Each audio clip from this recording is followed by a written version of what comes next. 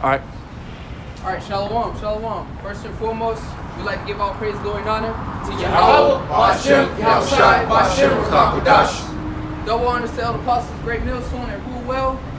Peace, love, and blessings also to you, sincere laborers, you brothers out there, all right, fighting good fight of faith. All right, and also blessings to you few sisters out there listening and learning. Okay? Hey, we in these last days, and man, pretty much, if you want, yeah. Pretty much, man, a lot of things are happening. A lot of stumbling blocks out. At the same time, prophecy is taking off, man. Prophecy is taking place, man. But we want to get into just a few words on the 12 tribes chart. All right, we're going to get into that a little bit. All right, there's a lot of stumbling blocks out about that. So without further ado, go ahead, Michael. So, Matthew 21, start at verse 24. Matter of fact, start at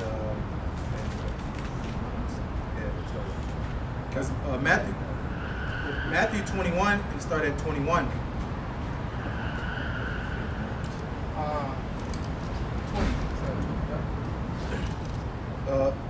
Luke 21 and verse 20. And when ye shall see Jerusalem compassed with armies, then know that the desolation thereof is nigh. And when you shall see Jerusalem, all right, treading with armies, it said? Yeah. All right, then shall you know the desolation passes by, man. All right, and anybody know what prophecy that's talking about? Because that happened in history. What Yahushua spoke on, he was speaking on a future prophecy. You know what that was talking about? I believe it was around 70 AD. All right, exactly. 70 AD, man. So Yahushua was speaking on a prophecy that was going to take place. All right? And Yahushua died like around 33 years old. Okay? So this happened in 70 AD. All right, pretty much after so-called, what they say, after, because Esau like to play games with BC. Now you call it BCE and BC. Pretty much trying to remove Yahushua from history. But after death, all right, 70 AD, that's why they call AD after death. All right, Vespasian is time, all right, as you go into the history, they start eating the leaves off the trees, and then they start eating their leather belts. All right, whether leather belts, they had leather boots, whatever the thing that was leather, because leather is made from cow skin. All right, so they start eating that, and then eating from the lawn or from the ground, if you will. And then after that, they start eating their children. All right. So many great atrocities happen to our people. They pretty much seized us, and that's really a very how can I put it? That's really a very efficient and a strategic tactic of war is a siege, because all you do is just they block stuff from going in and block stuff from coming out, and you just wait. You just pretty much you flank them. You wait it out. And that's what they did, starve them. All right, and that's gonna happen again, But that's what happened, man. All right, so it says during the period from Pompey to Julius, it's been estimated that over 1 million Jews fled in Africa. Now, I only read this book because it backs up what the scriptures say, because this another source of history that just confirms the Bible. All right, that just backs up what the Bible say, because people a book of stories, but it's actually a historical document. So I'm just using this as an example to pretty much back this up, man. Because in reality, I don't need this. We don't need this. We believe if it's written in the Bible, we believe it off of faith, man. All right, but just for edification, just for gainsayers, okay, we got other historical books or documents that back up what the scriptures say. All right, so it says it has been estimated over 1 million Jews fled into Africa, fleeing from Roman persecution and slavery. The slave markets were full of black Jewish slaves. So Yahushua prophesied of this time period in history. So read that again, Baba Bishop. So Luke 21 in verse 20. Luke 21 and 20. And when ye shall see Jerusalem compassed with armies, then know that the desolation thereof is nigh. Verse 21. Then let them which are in Judea flee to the mountains. And then to back that part up, which they let them which are in Judea flee to the mountains. What did it's another question I'm asking. What did when the angel came, Joseph and Mary, pretty much where did they tell them to flee to? All right, flee into the mountains. Okay, so that was, that was something that our people knew to do. Why? Because the people would look just like us, the same color as us, so we would flee over into that region. Okay, to escape Roman persecution, to blend in. Okay, so that's what we did. All right. Well, our people. All right. If you are the Northern Kingdom, you was already on this side of the world. All right. So I'm just giving you a basic understanding of the 12 tribes chart, because right now you got a lot of people coming out and pretty much coming up against that. All right. So read on. Luke 21 and verse 21.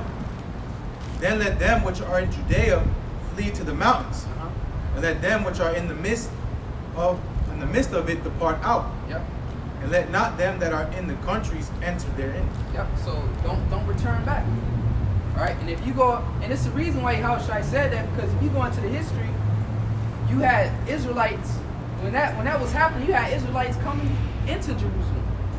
Right? Read that part again where it says, and though that be out, come not in. And let them which are in the midst of it depart out. And let not them that are in the countries enter thereinto. Yeah, so, and that's why, if you read in the book of Acts, there was a so-called, I believe it was an Ethiopian, a eunuch, okay? They asked him, people would wonder why was he there?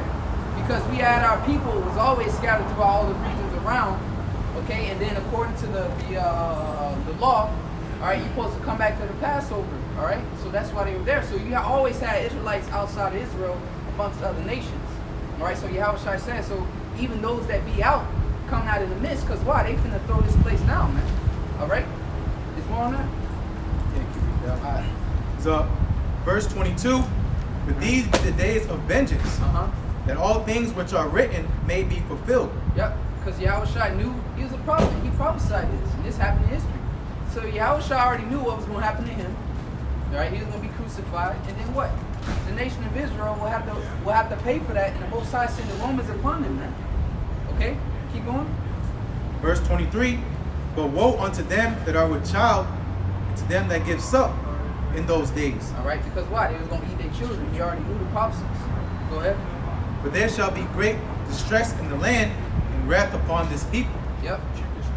Verse 24, and they shall fall by the edge of the sword, and shall be led away captive into all nations. So, bam, that's it right there. So that's Judah, Benjamin, Levi going into Africa, and later settling upon the western interiors of Africa.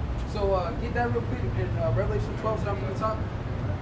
This is the book of Revelations, chapter 12, starting at verse 1. Revelations 12 and verse 1. And there appeared a great wonder in heaven, a woman clothed with the sun. And you brothers know the breakdown of this, right? A woman clothed with the sun. You're going into the nation of Israel, right? The water. Jeremiah 6. I'm not sure I did know. Liken it to Right. comment. I think it's like Jeremiah 6, one of the first verses. So that's the breakdown of this. That woman is Israel. Go ahead. Reading on. And the moon under her feet. Yeah, so the sun and the moon represents, pretty much knowledge and understanding. Go ahead. And upon her head a crown of 12 stars. 12 stars and 12 tribes of Israel. Okay? Well, this going to tell you, all right, who was still over there when the Romans, all right, came in to besiege Jerusalem. Go ahead. Verse 2. And she being with child cried, travailing in birth. And what does that mean, she being with child cried? Anybody know? All right, just pretty much Yahushua. The nation is birthing the Savior. Right? They're crying. When a woman in travail, she's in pain. So why Israel creation groaneth? All right, suffered violence. Because during the time of the Romans, we was already paying tribute. Taxes. So we was already in slavery. Okay, so the woman groaneth and travailing with child, because why? That Savior was about to be birthed out of the nation of Israel. Go ahead. And she being with child cried, travailing in birth, and pain to be delivered. And there appeared another wonder in heaven. And behold, a great red dragon. Great red dragon. Y'all know what that is, right? Esau. Say it again. Yeah, Esau, but preferably looking for something specific. The Roman Empire. All right, it's Esau, but the Roman Empire. You know, that's the dragon. Go ahead. And behold, a great red dragon, having 7 heads and 10 horns, Yep. and 7 crowns upon his heads, and his tail drew the third part of the stars of heaven. And his tail drew the third part of the stars in heaven. So the 3 tribes, Judah, Benjamin, Levi. So the Roman Empire, the other tribes went over there for his tail to draw them. All right. If that's the case, you say his tail drew the 12 stars. No, but only drew 3 because they had already left. All right. Go ahead. And his tail drew the third part of the stars of heaven, and did cast them to the earth. And the dragon stood before the woman, Yep. which was ready to be delivered. Yep. For Because what happened in Matthew's the first chapter was it Herod? Well, he wanted to kill Yahushua as soon as he was born, deceiving people, bringing him so we can worship him, right? So as soon as the child be born, the dragon was right there, and that's talking about the Roman Empire. Go ahead. And the dragon stood before the woman, which was ready to be delivered, for to devour her child. Yep. As soon as it was born. Yep. So Herod, all right, in the whole of the Roman Empire, did in a very vague or broad spectrum Esau, Edom, the Roman Empire, specifically Herod. Go ahead. Verse 5. And she brought forth a man child, who was to rule all nations with a rod of iron. Well, it wasn't the time yet. Yeah, that child was going to rule the nation with a rod of iron, but it wasn't the time. That's why you got the prophets receive these words and receive that. They thought all that was going to happen during that time period. Well, hey, and without then at this time restored the kingdom, but now we in these last days we see like, that wasn't the time back then. We have more understanding in these times. So when the elders say, hey, we got more understanding than the prophets of old, that's what they mean by that. Because we're able to see the history. More things have been revealed unto us. Go ahead. And her child was caught up to the Most High. And to be honest with you,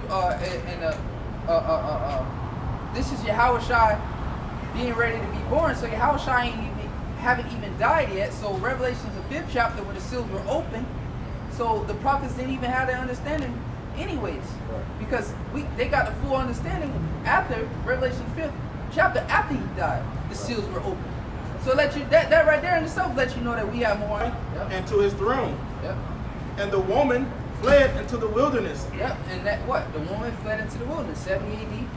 Right? Go ahead. Where she hath a place prepared of the Most High, that they should feed her there 1,260 days. And we dwelled there for a while, man. To what? The bulk of the slaves came in like 1620. That's the bulk. Bulk of the slaves came in 1620. But it was slave ships coming and bringing us from over there prior to 1620. But the bulk came in the year 1620, man. Okay? So that's it on that. What I had you holding something? No. Yeah, Jones. All right. So cool. So we know. So already, Judah, Benjamin, Levi. Just a broad understanding of that. All right. Now it's some these things. It's some deep breakdowns. All right. From the Elder Apostle the high priest Ariah, he broke these things down. But I'm just giving you a broad spectrum. So, bam, Judah, Benjamin, Levi. You already see how they was already removed from the land. All right. Majority of them. Okay. So is there a map around here? Get the map underneath this last sign underneath there real quick. This is another thing too. You got a fluctuation of Israelites coming in, and they looking for. Yeah, that's it. It's brick. Yeah, good enough right there. So we in Israel right here, okay, and we flee into Africa, mainly dwelling in the western interiors of Africa, right? So when you do DNA, right? People like, oh, I trace my bloodline, like somebody famous that we know, Polite, among the conscious or Israelite community, all right? He said he traced his bloodline, he go back to the Igbos or whatever in Western Africa. So with that being said, they be like, look, this is America over here, right? So all these people are so-called Negroes, Latinos, Native Americans, they tracing their bloodline, and what it's either going back to Europe or West Africa. Let's focus on the Negroes. When we over, this is America, it's ripped up, but when we over here in America, right, they'll go to Esau system and be like, oh, I trace my bloodline, and majority of it go back to West Africa. Then you know Esau, that's pseudoscience anyways. We know according to numbers, pseudo means false. So when they trace their lineage, it goes back mainly this area right here, and they be like, well, it don't go back to Israel. So when you do that DNA testing, you know, because Jake, they lack faith.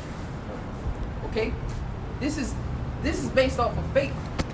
All right, these breakdowns and what's going into this, I can do all that, but if you don't believe, it's not gonna profit you any.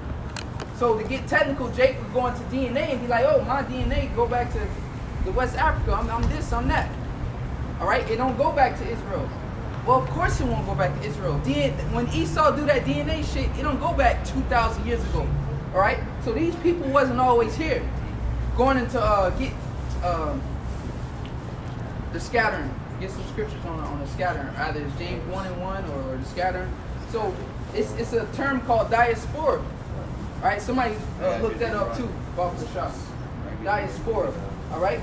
So when you trace your line, of course it's gonna go back here. It's not gonna go back to, oh, we 100% Israeli, because none of us, primarily a majority of us, not there for our blood to even go back to there. So when they test the blood of the Israelis, they say, oh, you have 0% Israeli blood in you. Of course, because you got some Edomites living there. So if you trace my blood, of course it's not gonna go back to Israel. It's gonna go back to here where these people fled in 70 AD. So Jake want to get all technical talking about DNA. Well, look, that's false anyways, because DNA only go back 600, what? Yeah, 600 years. 600 yeah. years? 70 AD to the year 1600. How long that is, man? And then, not only the 1600, what, we in 2020 right now. So how far that DNA test Esau give you, how many years is going to go back? It's not going to go back that far. And when it do go back, it's going to trace you back to here, where they got you from. But these people weren't always dwelling here. All right? They were here, but they fled here. So that's a whole cut on that DNA. As a matter of fact, hold what you got. Somebody get Jeremiah 8:1 real quick, Bob the shop. Jeremiah 8:1. Anybody? But it says, you know, so that's a cut to that. Oh, you have 0 Israeli blood. All right? That's a cut to that whole DNA thing. All right? Because people have moved all around the world, so obviously DNA is based off of where people are located today in those regions. All right, so that DNA, we can't go off of DNA. All we got, the records, is all we got, man. Down to you, because Esau got all the ancient writings, all the scrolls, and we don't got no access to that. So the Lord left us this clue book, right? And it's up to us. The scripture say, study to show thyself approved. Right, so now we studying to show ourselves approved, and we seeing and we casting. This is casting down all the lies, man. Oh, you have 0% Israeli blood. You damn right, because the people that was there, that's there now, they wasn't there 2,000 some years ago. All right, we were. So we fled here. So of course, most of our DNA, so-called, I'm talking about the Southern Kingdom right now. Of course, our DNA is gonna go back to this area right here. All right, going back to that map of Fort Judah. All right, the Kingdom of Judah. All right, look it up. Right in this area. So of course. And if I could say also on those maps, that was at a later time, going further back in time, but at an earlier time, during what they call the Dark Ages. We was in Europe, Spain, and Portugal, like the Moors and so on and so forth. So, like the brother's saying, it's not like our DNA go back to the land itself. More or less to say what they're testing is the people that was over in that area at some point in time. Because literally, you can do a DNA test like, oh, y'all got European descent in y'all. Well, yeah, we was over in Europe, you know. Yep. We was over in these places as well too. Yep, and that's why when people do those DNA testing, they get certain percentage here, certain percentage there, certain percentage there. It's like, bro, that's because we've been scattered everywhere. So they testing your DNA based off of the people. Remember, a people before a place. All right. If this land wasn't named after Israel, it wouldn't be a land of Israel. It would just be the land of Canaan. And what Canaan was named after, what, the sons of Ham. So you see how they act? You don't trace. It ain't like you going to the dirt and scraping the dirt and tracing the dirt with your blood. You know, it don't work that way. Get that real quick, boss. Yeah. This is Jeremiah chapter 8, verse 1. It says, at that time, saith Yahweh, they shall bring out the bones of the kings of Judah, The bones of the kings of Judah. Go ahead. and the bones of the princes, and the bones of the priests, and the bones of the prophets, and the bones of the inhabitants of Jerusalem out of their graves. Con. And that's basically what? Oh, keep reading though. Bible show. And they shall spread them before the sun and the moon and all the hosts of heaven, whom they have loved, and whom they have served, and after whom they have walked, Yep. and whom they have sought, and whom they have worshipped, and shall not be gathered nor buried. They shall be for dung upon the face of the earth. So, this is the question for the so-called Jews. When you trace your lineage, who did you compare your blood to that you were Israelite? You know what I'm saying? If the scriptures clearly telling you right here, every time they siege, what, they digging up the grave? It ain't no, this is Abraham. Let me test his DNA, put it on a microscope and see if his chromosomes or whatever genetic code, let's see if it matches yours. So you ain't got nobody to test. So and that's another cut too. So this is based off of faith. If you got no relics to dig up and to compare your blood to, right? The scriptures backing that up. So what are you testing it with? And then the prime example, Yahushua. When he died, what happened to him? He was risen. His body went with him. So what? That's a clear cut. It's no traces of none of that. So it's based off all faith. That's how the Lord made this thing to be, man. Faith. All right?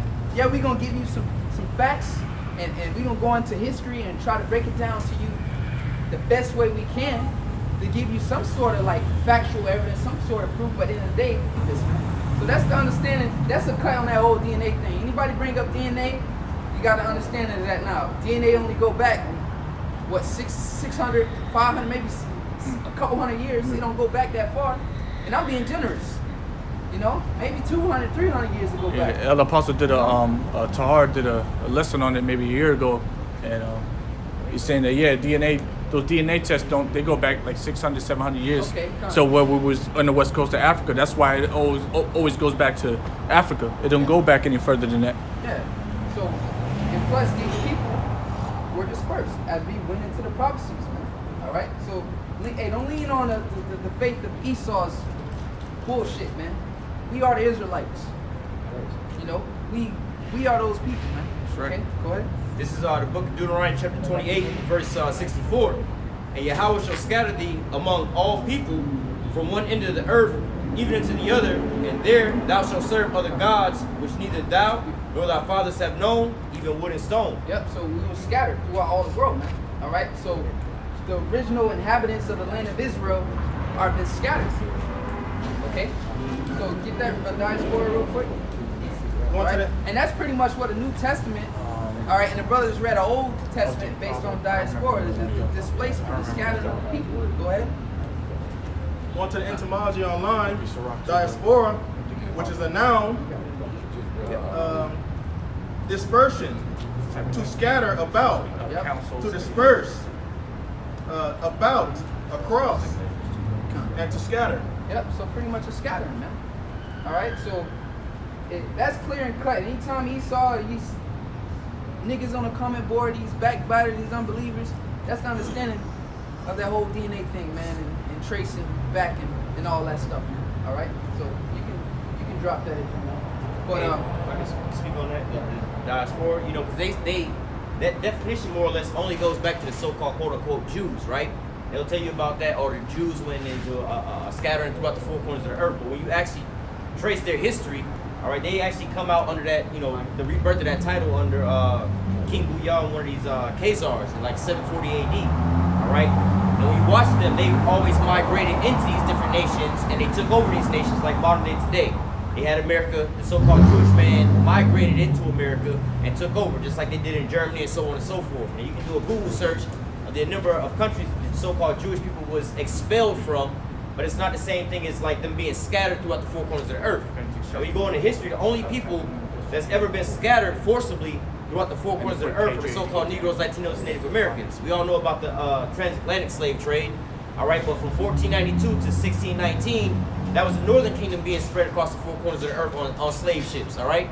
That was what Columbus and them was doing with the Northern Kingdom. They was transporting them in the slave ships. So, by definition, the only people that's ever been in a so-called quote-unquote diaspora scattered from one corner of the earth to the other corner of the earth forcibly was the so-called Negroes, Latinos, and Native Americans. So-called Jewish people, going back to 740 AD when they was being converted over, they on their own went into these different nations and wound up taking them over, just like how they got into America, and you see how they run everything in America now. Nobody brought them over here forcibly, and they worked as slaves or nothing like that, man. All right? I got a It's 1 Timothy chapter 1. I started at 3, 1 is 4. 1 Timothy chapter 1, and verse 3. As I beseech thee to abide still at Ephesus, when I went into Macedonia, that thou mightest charge some that they teach no other doctrine. Verse 4, the point, neither give heed to fables and endless genealogies, which minister questions rather than godly edifying, which is in faith. So do. Because going into the genealogy stuff, it also just makes you more confused. Because brother was saying you get bits and pieces everywhere. Ultimately, it's stuff to take away your faith. Because these devices and things are around for going into the genealogy thing. You get too far deep into it, you just get confused. So ultimately, just the point part is just having faith. Sure. And we know, according to the Jewish, or I would even say the so-called white people, all right, every time they say they Native American, they always talking about their mother. Especially in the Jewish religion, they always talking about their mother, right? So that don't correlate with the scriptures, and that's how you get confusion, because you keep it as the Lord put it, by the pedigree, by the blood, the seed of their father, their lineage. If you leave it at that, then it's less confusion. Just trace his line back, man. It's that simple. Your father's father, your father's father. Oh, my mother, or your mother. she receiving seed, man. That makes no damn sense. She receiving seed from somebody that's not even related to her. So how can you go through your mother's line? Like that's not even a line to trace anything back to, right? Your mother's going to get seed from a whole nother lineage. So yeah, that's where the confusion comes in at, bro. You see how confusing that is? Because technically, let's say like right, you have a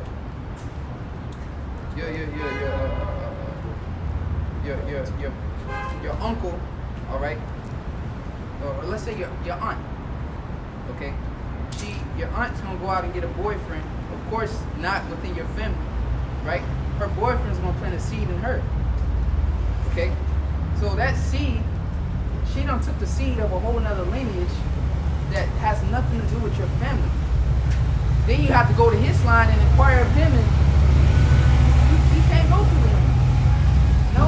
The search of your fathers is that simple. If you don't have a son, technically you disappear. Yeah, exactly.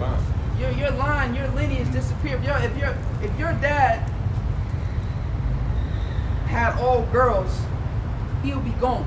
Once he dead, he's done, because all 5 of his daughters are gonna take different bloodlines, and he's just gonna disappear. But if he had one son, he's gonna keep carrying them on. That revives. You pray like, oh man, I had a son to keep my bloodline, my seed going, man, keep my lineage going. So that going into that whole women and shit, that's confusing. Go ahead. This is Numbers chapter 1, and start at verse. Yeah, start at verse 16. Numbers 1, starting at verse 16. These were renowned of the congregation. As you can read up, it goes to all the tribes, the names of son. So these were renowned of the congregation, princes of the tribes of their fathers, heads of thousands in Israel. And Moses and Aaron took these men, which are expressed by their names, verse 18, and they assembled all the congregation together on the first day of the 2nd month, and declared their pedigrees after their families by the house of their fathers, according to the number of the names from 20 years old and upward by their polls. So what they declare their another word for pedigree is their lineage. You have a dog food brand called Pedigree, but the lineage. What are you asking about the dog's pedigree? Yeah, exactly. Yeah, thoroughbred. Thoroughbred, Yeah. and then if it's a purebred, you sell it for thousands of dollars, good money. You get good money out of it. So what is the lineage, man? All right, and that's determined by your father, not your mother. Go ahead. All right, and just, you know, the brother was speaking on the endless genealogy and things like that. Yeah, the Bible does speak on, you know, he goes by your father, but, you know, you can get in this endless genealogy. Well, Exactly. my father was a so-called black man, but then his father looked like a so-called white man. Ultimately, it's on the spirit, you know. We know that we're the Israelites based off of these prophecies, all right? So this is the book of Romans, chapter 8, verse 16. The spirit itself bear witness with our spirit that we're the children of the Most High. And, you know, going into that, you know, based off, first and foremost, you know, the spirit, you know, we fit these curses. So you can find, like, let's just say somebody that looks like an Edomite, you know, you see them across the camps and things like that, you know, but what's the spirit that's inside of them, man? All right, what's really going on with them? Because look, we have one of the pictures of Blake Griffin and his son, man. We tell you all the time, it's not really based off of your skin color, all right? So on and so forth. So if you're just looking back at your foreparents, oh shit, my father was a so-called white man, you know what I'm saying? He looked like that, but then it's your spirit is on, you know, you got this certain spirit, you know, hey man, just listen to the spirit, you know, because it's not really about your skin color or whatever, whatnot, you know, because I think, who was that, Bob Marley's father looked like a so-called white man. You know what I'm saying? Some people were like, oh shit, Irish, stumbling block. yeah. But then look at the spirit of home. But what was Bob Marley always singing about? The oppression, about Babylon, chanting Babylon down. You know, the spirit that was inside of him shows forth, you know?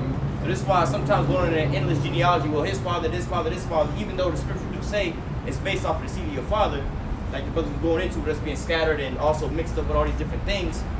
You know, in slavery, Esau was putting his own kids into slavery, man. You know, so on and so forth. Oh, they look like a Negro baby because they was sitting with the slaves, or even though those was they were Edomites, they was putting them into captivity, man. All right. So, like me read this one more time. If I can say, real quick, because the Lord took these things away on purpose, you know, because the Lord again requires faith. It's impossible to please Him without faith. So we had all these things because it's read in Numbers, the first chapter. This is when Israel was in the wilderness. You know, the Lord told Moses and Aaron to gather up and make a congregation. Go by your genealogy. You know, our fathers, you know, going all the way back to our history. But what happened? We vexed the Lord in the wilderness because they had no faith. You know? So the Lord said, when I come back, shall I find faith? So that's why I believe that's nothing can take that from me. He said, as the Apostle Paul said, I'm convincing the angels, you know, or no depth, no whatever, no depth, no height, paraphrasing, and separate me from the love of the Lord. You know, so if you love the Lord and you can call on His name and truth sincerely, then you good well could be an Israelite. And you keep going until the Lord says you're not. You know what I'm saying? That's how you get my history. Yeah. But that's what it is. These last days, it's based off of faith, man. You know, either you believe or you don't, man. You know, we can, like I say, we can go into it and break this down to you and make it as simple as possible. But it's like, hey, well, you know, you use yourself, man. That's why we're so rooted in this thing, because we actually went through that, man. And I actually sat and watched hours of breakdowns of this 12 tribes chart sign, going into the history, reading Babylon and Timbuktu, going to the, you know, so personally, my personal testimony to you, I believe this. I searched it out. You know what I'm saying? Oh, hold on one sec. You had something here? Okay. Ezekiel 36, verse 16. Ezekiel 36 and verse 16. And the point is 19. Ezekiel chapter 36 and verse 13. Stop verse 16. Moreover, the word of the Lord, Yahweh Shai, came unto me, saying, Son of man, when the house of Israel dwelt in their own land, they defiled it by their own way. When they dwelt in their own land. When they did. You know? Go ahead. And by their doings. Their way was before me as the uncleanness of a removed woman. Wherefore I poured my fury upon them for the blood that they have shed upon the land, and for the idols wherewith they have polluted it. That's the point. And I scattered them among the heathen, and they were dispersed through the countries according to their way and according to their doings I judged them. So they're going to that diaspora again, man. Alright, so we ain't doing this based off of no damn DNA tests, no genealogy, man. You know, so all y'all just come together and say where you from, and yeah, right. We can break this down to you how we came up with this. But then you gotta believe, and then you gotta ground yourself. You search it out. You look and be like, damn, well this makes sense. You know, because this damn sure makes sense to us. Hey, you know, given that faith, believe. yeah, that gift, Ephesians the 2nd chapter. And if you can't, then like the brother said, you have to be given. If you can't, then it just wasn't for you, man. Okay, but we happy as hell, man. You know, we thankful, man. You know, we see like, man, this gotta be us, man. You know, you say you have one. Go ahead real quick. All right, Proverbs chapter 25, verse 2. It is the glory of the Most High to conceal a thing, but the honor of kings it is to search out a matter. Beautiful. And then when you actually search it out, that's what build up your confidence. You know, you doing your studying, man. You sitting there watching all them videos back to back, watching brothers break down things, man. Taking notes. Okay, taking notes. All right, this building you up. So when people, because that's really what it all is, man. It's just Satan really testing your faith. You know, that's all he's doing. The fiery darts of the wicked, just come and casting your faith and pretty much trying to get you to stop believing. All right, so it's a lot of stumbling blocks. The reason why so many stumbling blocks right now in this current time, because it's a fluctuation of a lot of Israelites coming into this thing, man. All right, exactly. The cream of the crop, man. It's a thin line, man. Many vines, but it's that one vine, that true vine. You know what I mean? When you go to IUIC or this and that, but hey, just because you end up listening to them and watching them, hey, it's always still room to find that true vine, man. All right, it ain't over till it's over. You know, so we here now, man. You know, you have something, Paul? Yeah. That reminds you of the word diligent, real quick, because like the ones we're going into, you know, the scriptures say, give diligence to make thy calling in the election sure. So, but you giving out that diligence is going to assure your life, making sure that you examine yourself and that you have the faith, all right? Because the Lord put you through it so that you can be built up to accept what the hell the Lord got for you, man. You know what I mean? And that's why the Lord put you through certain things, all right, so it can build you up. But you got to give that diligence. So this is the etymology of the word diligence. It says constant in effort to accomplish what is undertaken. You know? So constant effort to accomplish what is undertaken. What's undertaken, man? Being a man of the Lord, man. You understand? That takes a constant effort to come out here every day, man. You know, and present your body as a living sacrifice, okay? And do this work, and be presented as a man of the Lord for the flock, man.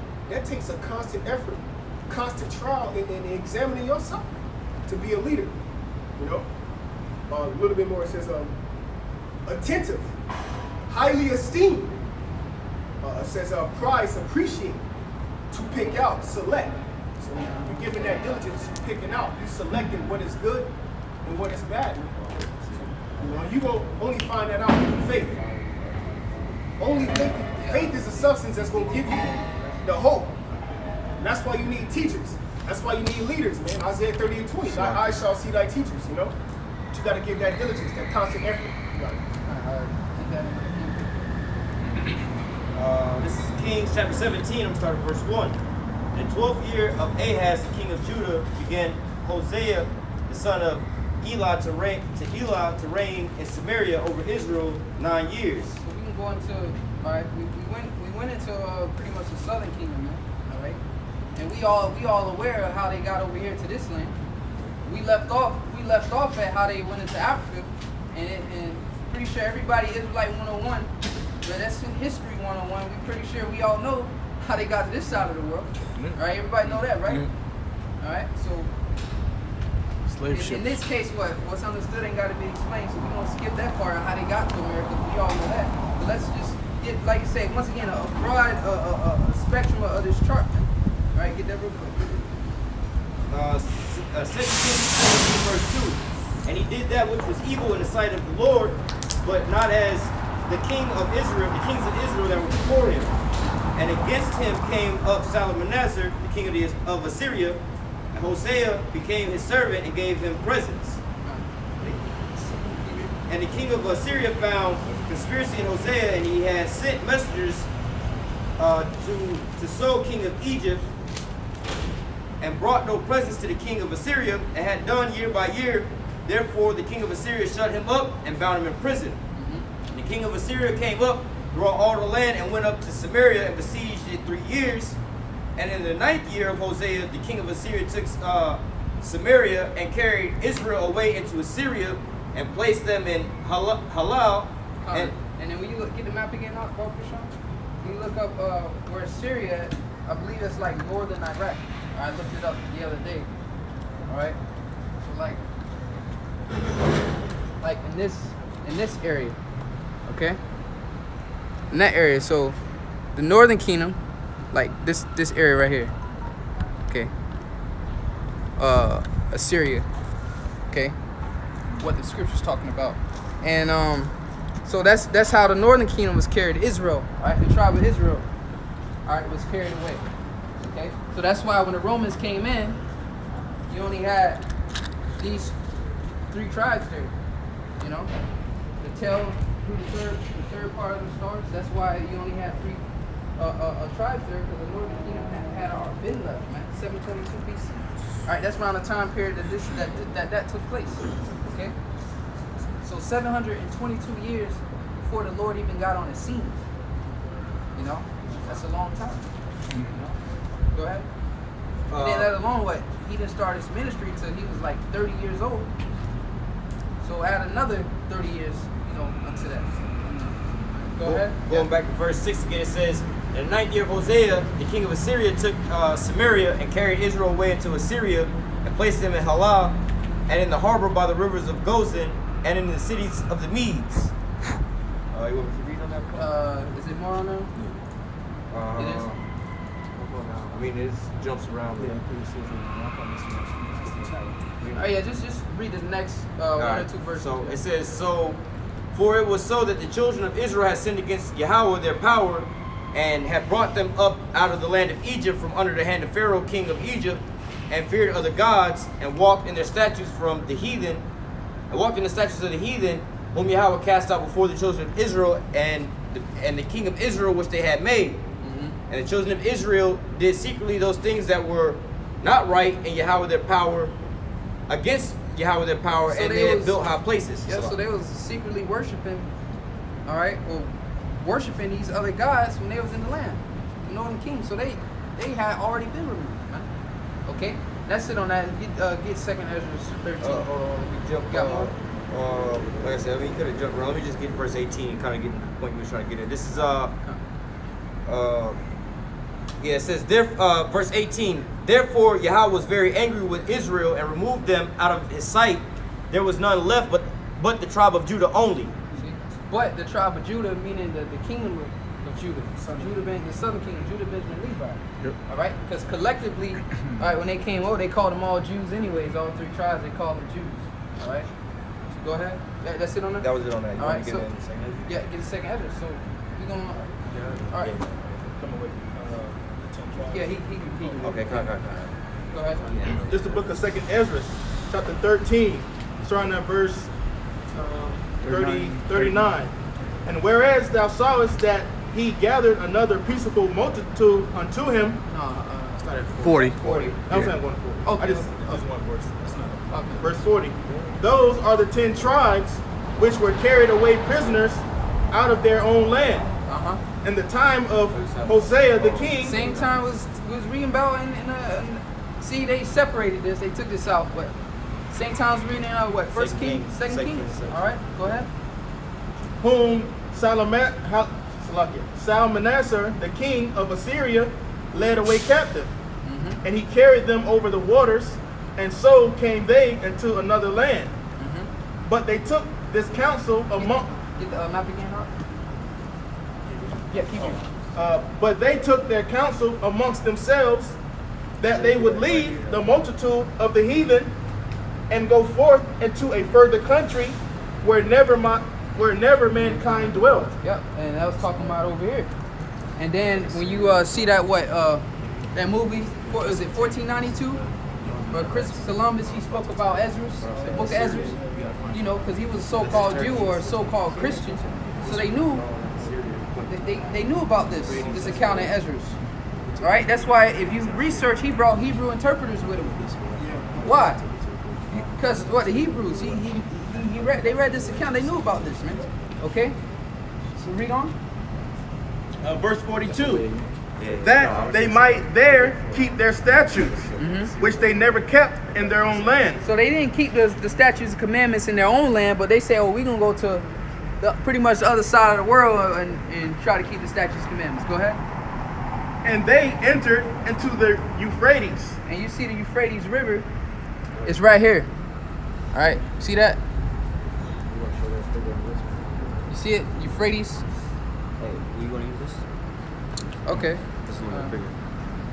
Yeah. Right here. Euphrates. They went through there, all right, and pretty much came all the way on this side of the world. All right, keep reading. And they entered into the Euphrates by the narrow passages of the river, for the Most High then showed signs for them. Yep, they're looking at the stars, the heavens, preferably the tribe of Issachar, what they would know as the Aztecs. All right, so-called Mexicans. Go ahead. And held still the flood till they were passed over. And the breakdown of that was like it says a lot of rough waters in this area. Okay, so the Lord held still some of those waters so they can make it over here. Go ahead. Born in Africa. Yep. For through that country there was a great way to go, namely of a year and a half. So it took them a year and a half to get over here. Go ahead. And the same region is called Ashereth. That's it on that? Ashereth. So, and that's talking about America, all right? Whether it's Canada, all right, America, South America, Central America, all right? The other tribes came over here. So that's why when the Romans came in and sacked Jerusalem, okay? But as we know, some of the northern kingdom was still amongst them, okay? Was still amongst the so-called Jews and fled into there with them, okay?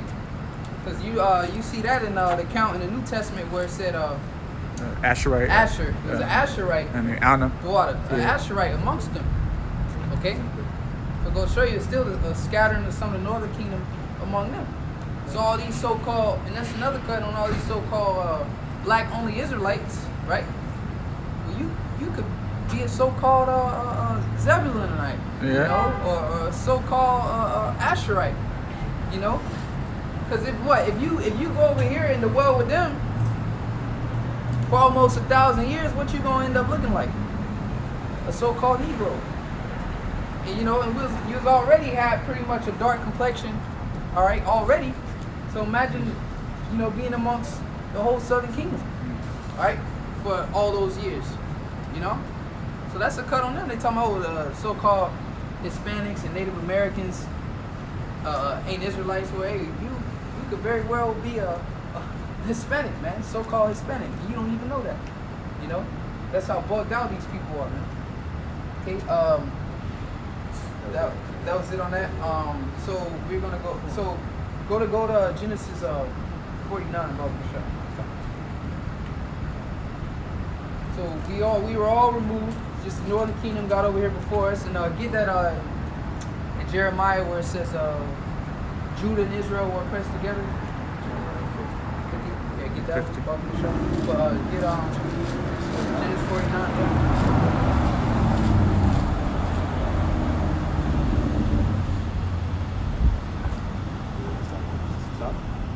Yeah. Started talking. I'll just hit up a few of those verses in there, because that's, like I say, the breakdowns is out there comparing how everyone is one of them. All right, but I'll hit a few. Read from the top of it. This is the book of Wait, Genesis. Matt, you got Jeremiah 50? Yeah, Yeah, get that first, brother. So, Jeremiah 50, verse 33. Jeremiah 50 and 33. Thus saith the Lord Yahweh of hosts, the children of Israel and the children of Judah were oppressed together. And all that took them captives held them fast. They refused to let them go. So, Babylon, all right, ancient Babylon, what, only the southern kingdom all right, took the punishment of that, all right? the northern kingdom, all right, went into the Assyrian captivity. The southern kingdom went into the Babylonian captivity. So here it is in Babylon again. It said they were oppressed together. So that's talking about this current Babylon that we in right now, America. All right, a future prophecy, man. Okay, because Judah and Israel wasn't in ancient Babylon together being oppressed. Okay, so that's talking about this Babylon right now, man. So here it is. All of us are on this side of the world, and we went through the history, all right, to explain to you how that happened. Now it's up to you whether you believe that or not. You know what I mean? It makes sense to us. You know, I can say personally, you know, it makes sense to me how, you know, how that happened. You know, get Genesis 49. Oh, go ahead. This is Joel chapter 3, verse 6. It says, the children of Judah and the children of Jerusalem have you sold unto the Grecians, that you might remove them far from their borders. Yep. And that's the Grecians would be, you know, Esau, all right? It's sold. They're moved far from their borders, man. Go ahead. You got one on that? I mean, I could have started. All right, That's going into slave trade. Slave trade. Yeah. You want 49? Yeah, 49. This is Genesis chapter 49, verse 1. And Jacob called unto his sons and said, gather yourselves together, that I may tell you that which shall befall you in the last days. So what? We in the last days. And as we understand, we've been in the last days since Yahushua was on the scene. Okay? We've been in the last days, man. Okay? Read on. It says, verse 2, gather yourselves together, and hear ye sons of Jacob, and hearken unto Israel your father. So I'm going to go from there to get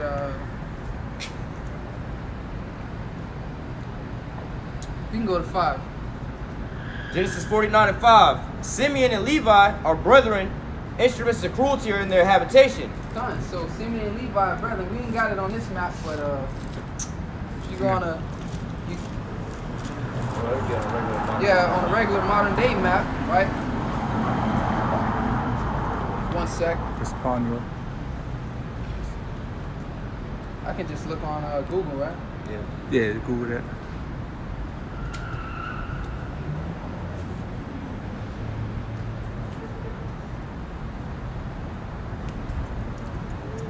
Yeah, right here.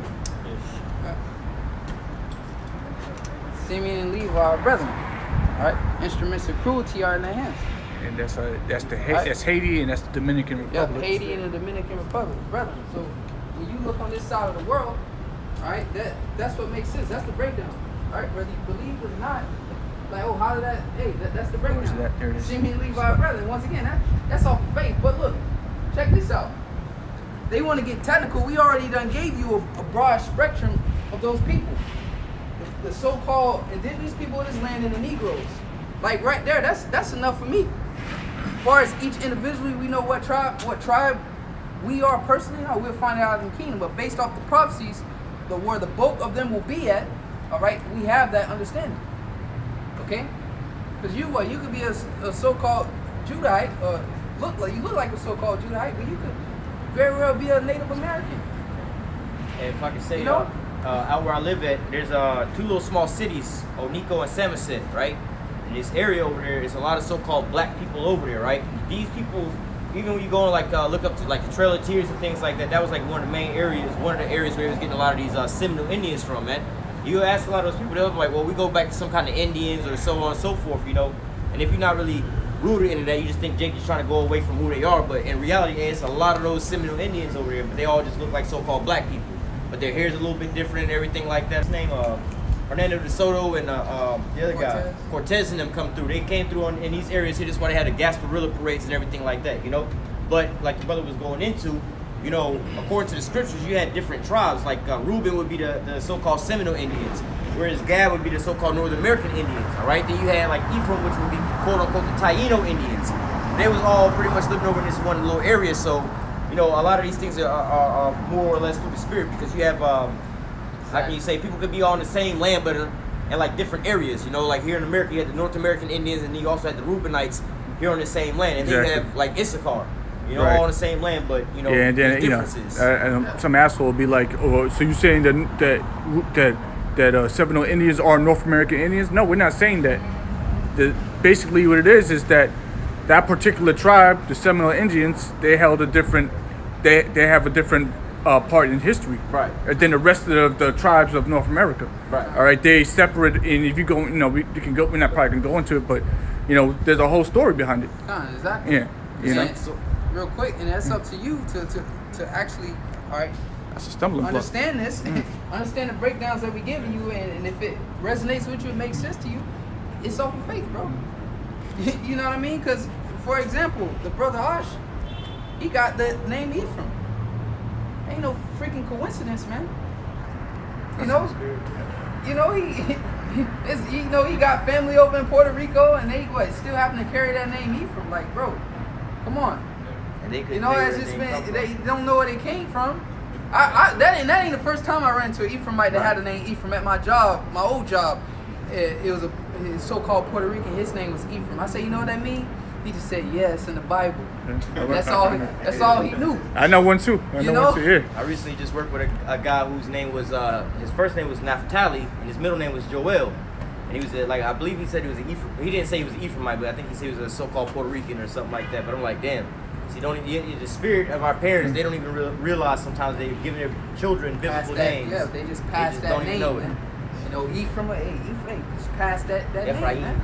Yeah. Ephraim, they just passed that. Yeah. So that was Simeon Levi, Haiti and the Dominican Republic. What's the next one?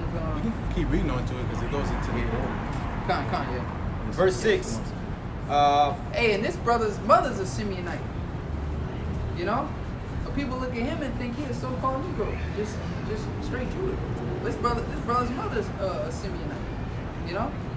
Go ahead. Genesis 49:6. O my soul, come not thou into their secret, unto their assembly. My honor be not thou united, for their anger they slew a man. That's and going their into the history. You know that when they slew the Canaanites. Yep, because they sister. Yeah. Yep, and they waited till they had them circumcised. Yeah, it's sick. You got him. Got him, man. man plotted and strategized. Go ahead. It says, "Cursed be their anger, for it was fierce, and their wrath, for it was cruel." Finish reading 6. Oh, okay, hold on. They slew a man. Let me just read verse 6 over again. O my soul, come not thou into their secret, unto their assembly. My honor be not thou united. Be not thou united. They don't, they don't like each other. God. Hate each other. So-called Haitians and Dominicans, they on that same island. All right, and then you got some bug outs. That'll say that's North Korea and South Korea. Oh my God. So that's Simeon Levi, North Korea and South Korea. Bring him into the fold. That's all What? creation of Esau. Yeah, real quick, but that doesn't match up with the whole Bible. All that we went through, right? All that we went through, no way that could be North Korea and South Korea. Absolutely not. That's asinine. Well, that's the information that's out there to confuse you, man. When you actually go into that, Esau created those nations of North Korea and South Korea. Those are all actual Chinese people. Same people. He didn't want to put the whole line between North and South Korea to create a Southern Korean people and a Northern Korean people. Just like in Vietnam as well too, man. They'll go in there and put it in a border like that and so-called create a different type of people, man. But those are all actually so-called Chinese people, man. The Moabites. Yeah. Yep.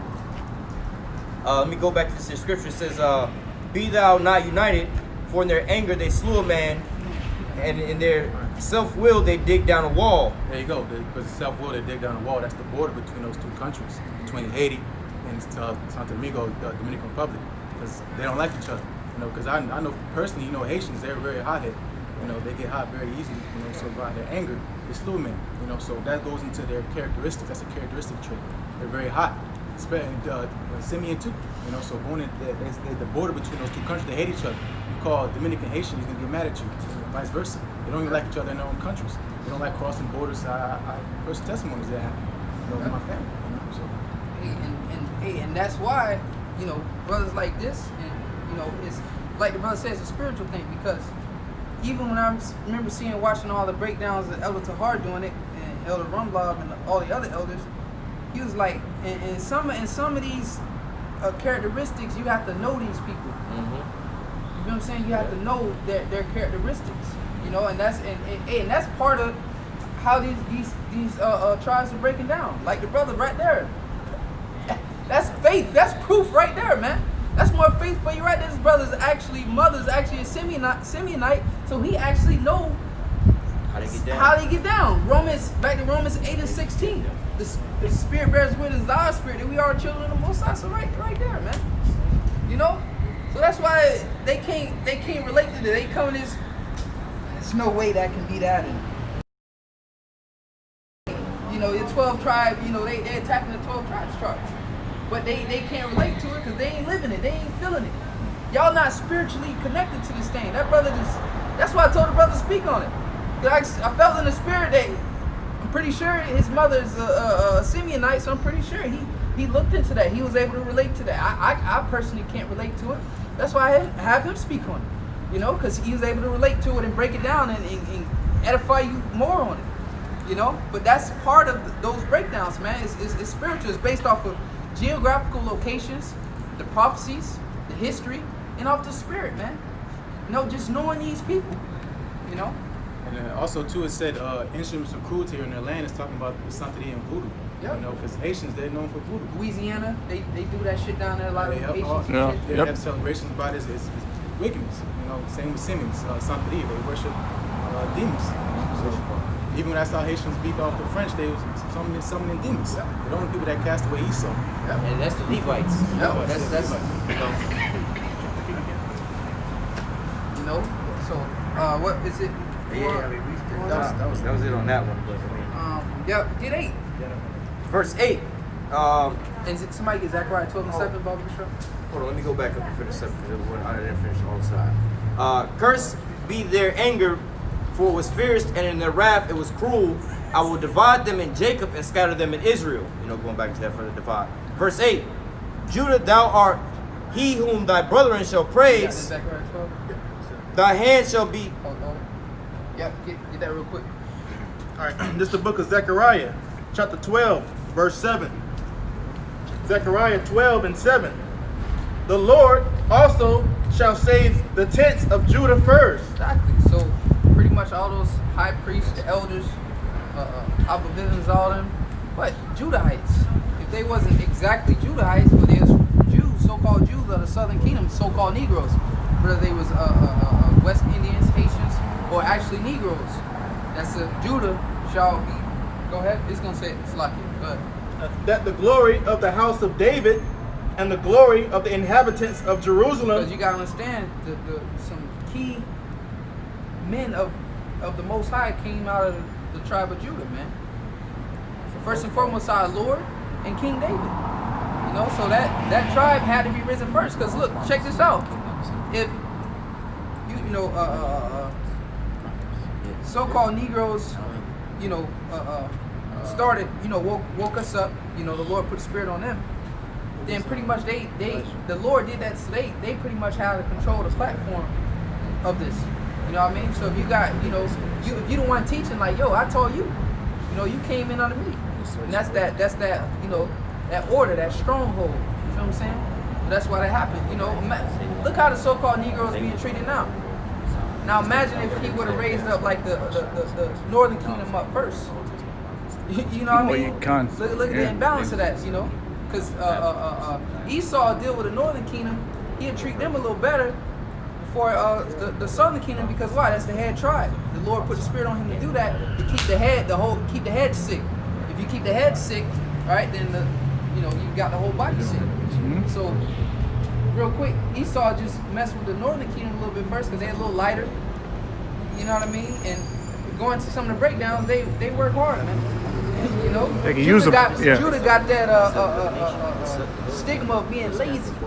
You know, go ahead. Yeah, I was just going to back you up and say that quick point that a lot of northern tribes, they, you know, because of their light, fair skin, they're able to be more in a manager position, mm-hmm. more in a supervisor position, and more in the office than Judah, because their light skin complexion, right? Yeah. You know, just to get at.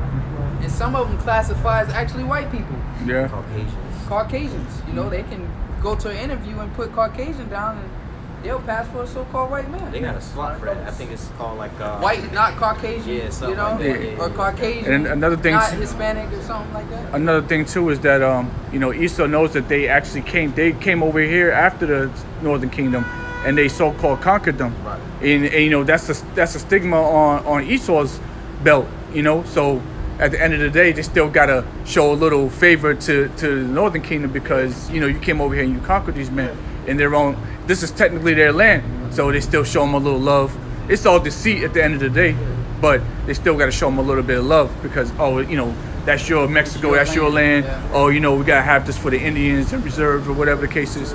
So they, you know, but it's all deception. Esau still runs it all, you know, but Northern Kingdom's gonna have a little bit more favor, while niggas, you know, when it comes to the Southern Kingdom, you know, they labeled as lazy and troublemakers. You know, the case.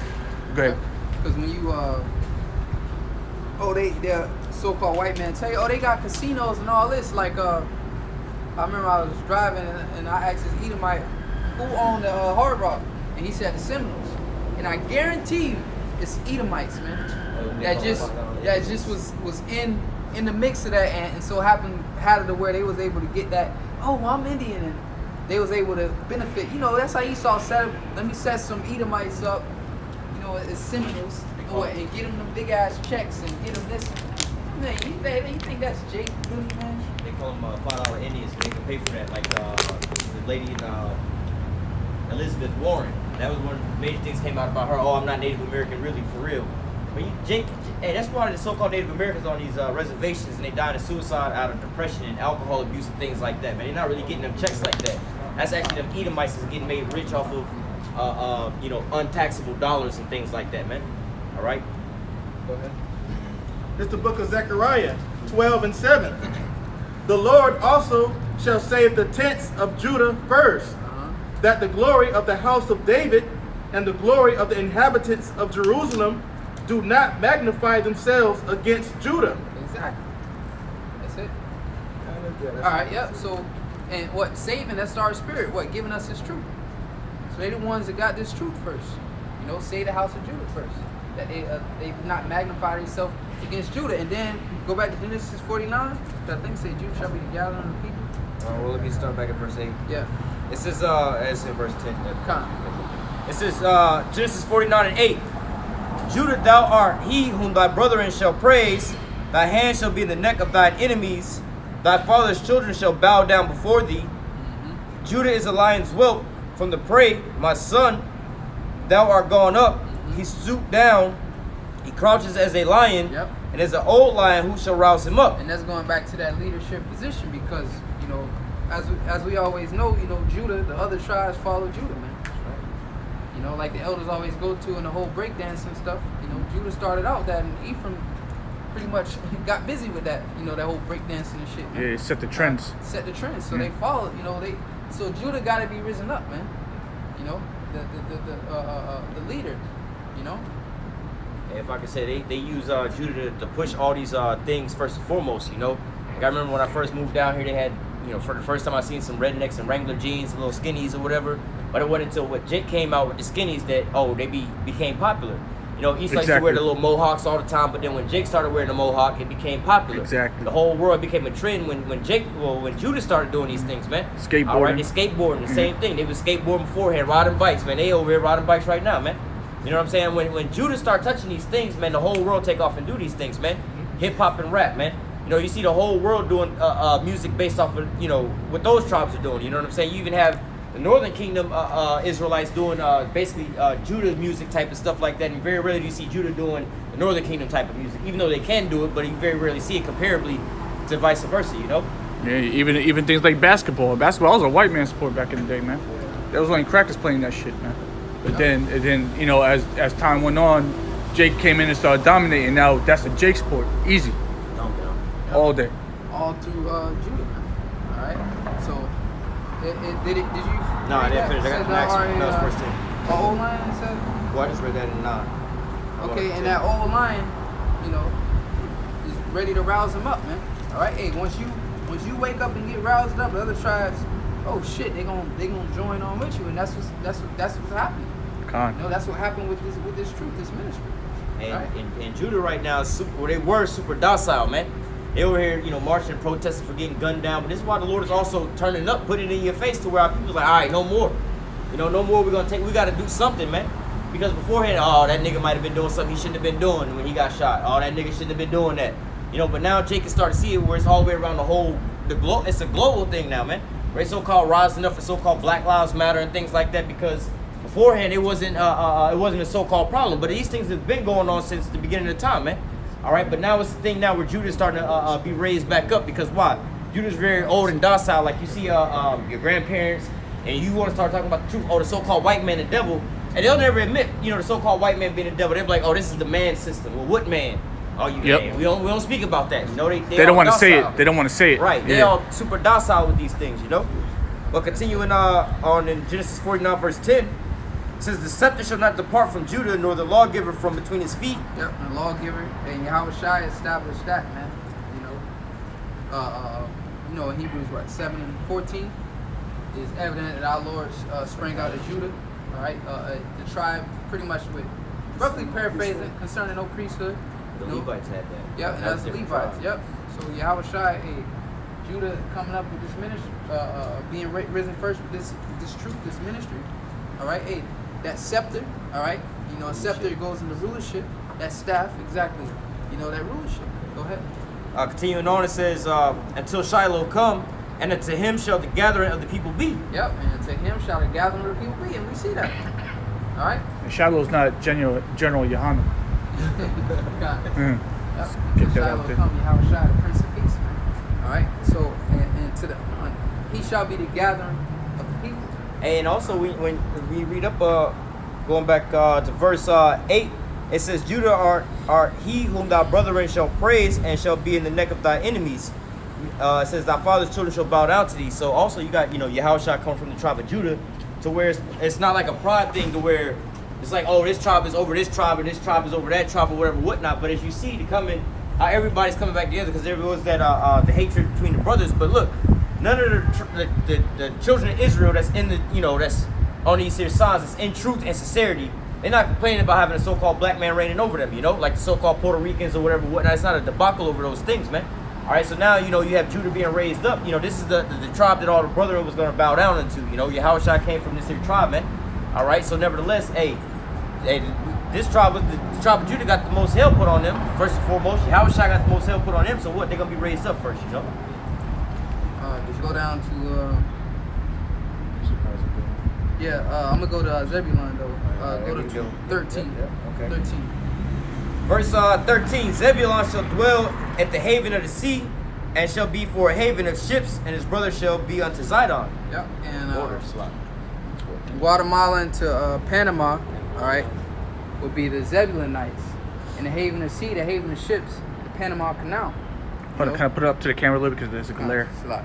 No, you good. All right, Panama Canal. Oh, slot. Oh, well, no. Yeah, boom. Panama Once right again, there. this is the breakdown. All right. Panama Canal. This is the understanding how, these Haven of tribes ships. are in these positions. Once again, it's all faith. Haven of ships, I mean, it says... It makes sense, yeah, right? You yeah. believe it or you don't. It's simple. The truth is simple. It's not like anything super duper complicated. It's simple. Hey, when you go into that Panama Canal, one of the reasons that was so important that you had that there, if you was looking at the map, they would have to go all the way down and around. You know what I'm saying? Yep. So that would make trade and all that. So once they cut that in between, it just made it's basically like the internet, man. It's like back in the old days, right? You had to write a letter, give it out to your mailman. The mailman had to take it. They had to go horse carriage, on a horse, deliver your letter. Nowadays, you got email. You can just type it in, hit send, and it'll go to Japan in 2 seconds, man. So that was the importance of the Panama Canal in the sense of trade at that point in time, man. It was like the old way of sending letters by horse versus sending by email. Instead of having to go all the way around, you have a direct cut right between. Look up the history about that, the Panama Canal. All right, and look how Esau went down there and took all that shit over. Just do the history on that, man. What the brother's saying is true. All right, before that was able to open up, they would have to go all the way around on ships. Now they able to cut through there. All right. Yep. So that's Zebulun. That's how they're there. Guatemala and the Panamanians. All right, that makes perfect sense. And then Issachar, that's like one of the favorite breakdowns right there. Yeah, it's like the easiest one breakdown. Genesis 49 and verse 14. Issachar is a strong and Issachar he is higher, right? Yep, And hey, to break down that, hey, who always get hired?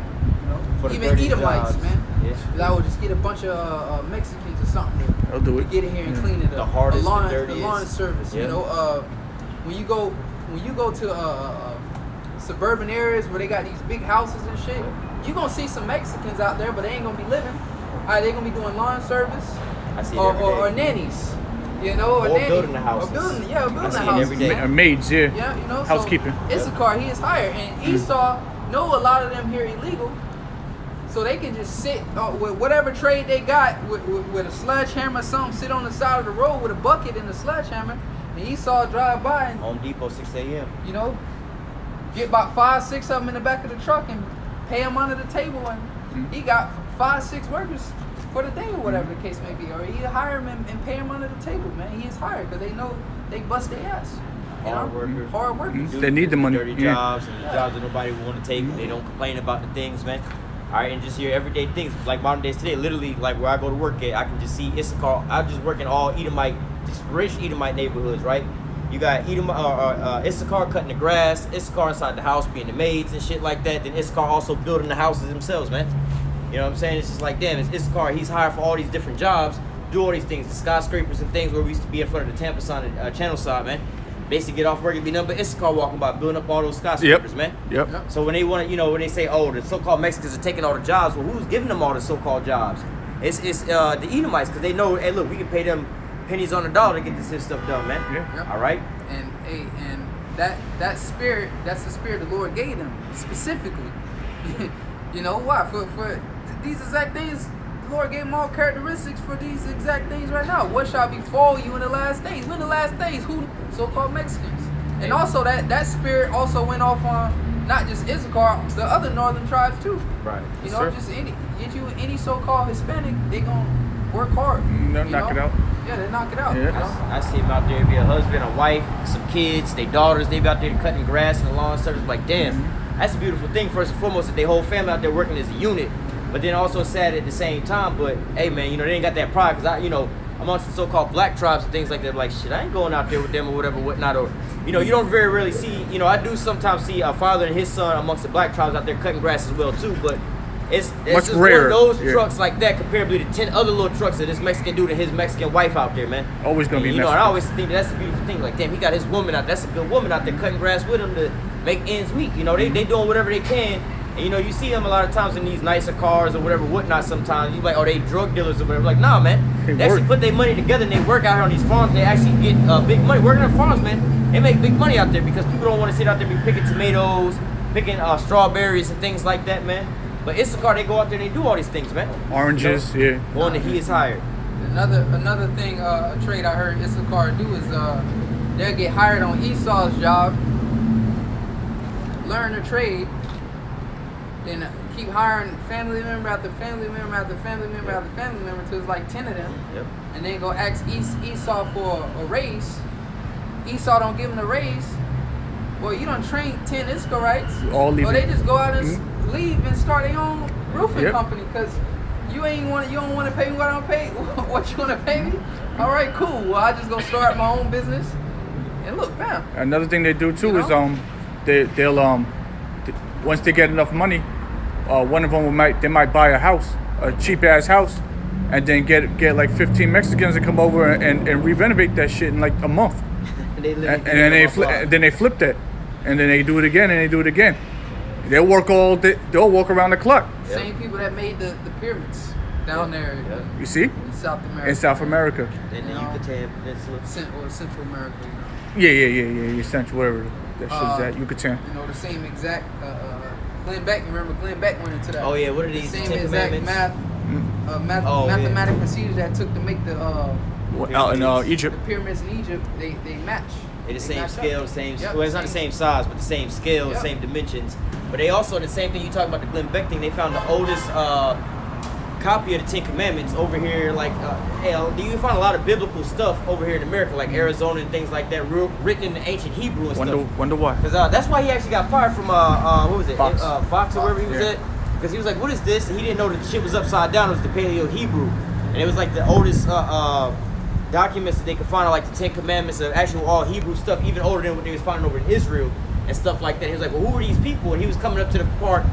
He didn't know what he was discovering at this point in time, but that the natives was actually the Israelites, because they was going in there finding all these relics, the pictures and records and everything inside these caves and stuff like in Arizona, the Dakotas and things like that, man. This is where they find the most Israelite relics, is actually over here in America from the northern tribe, because you got to think they was molested when it comes to being scattered to, because the Southern Kingdom went to Babylon, Medo-Persia, Greece, Rome, so they had these different people putting on different philosophies on top of them. Whereas the Northern Kingdom, they was over here after the Assyrian captivity. They just came over here, and even until when Columbus came, some of the things they was still keeping. You know, they knew that there was a higher power.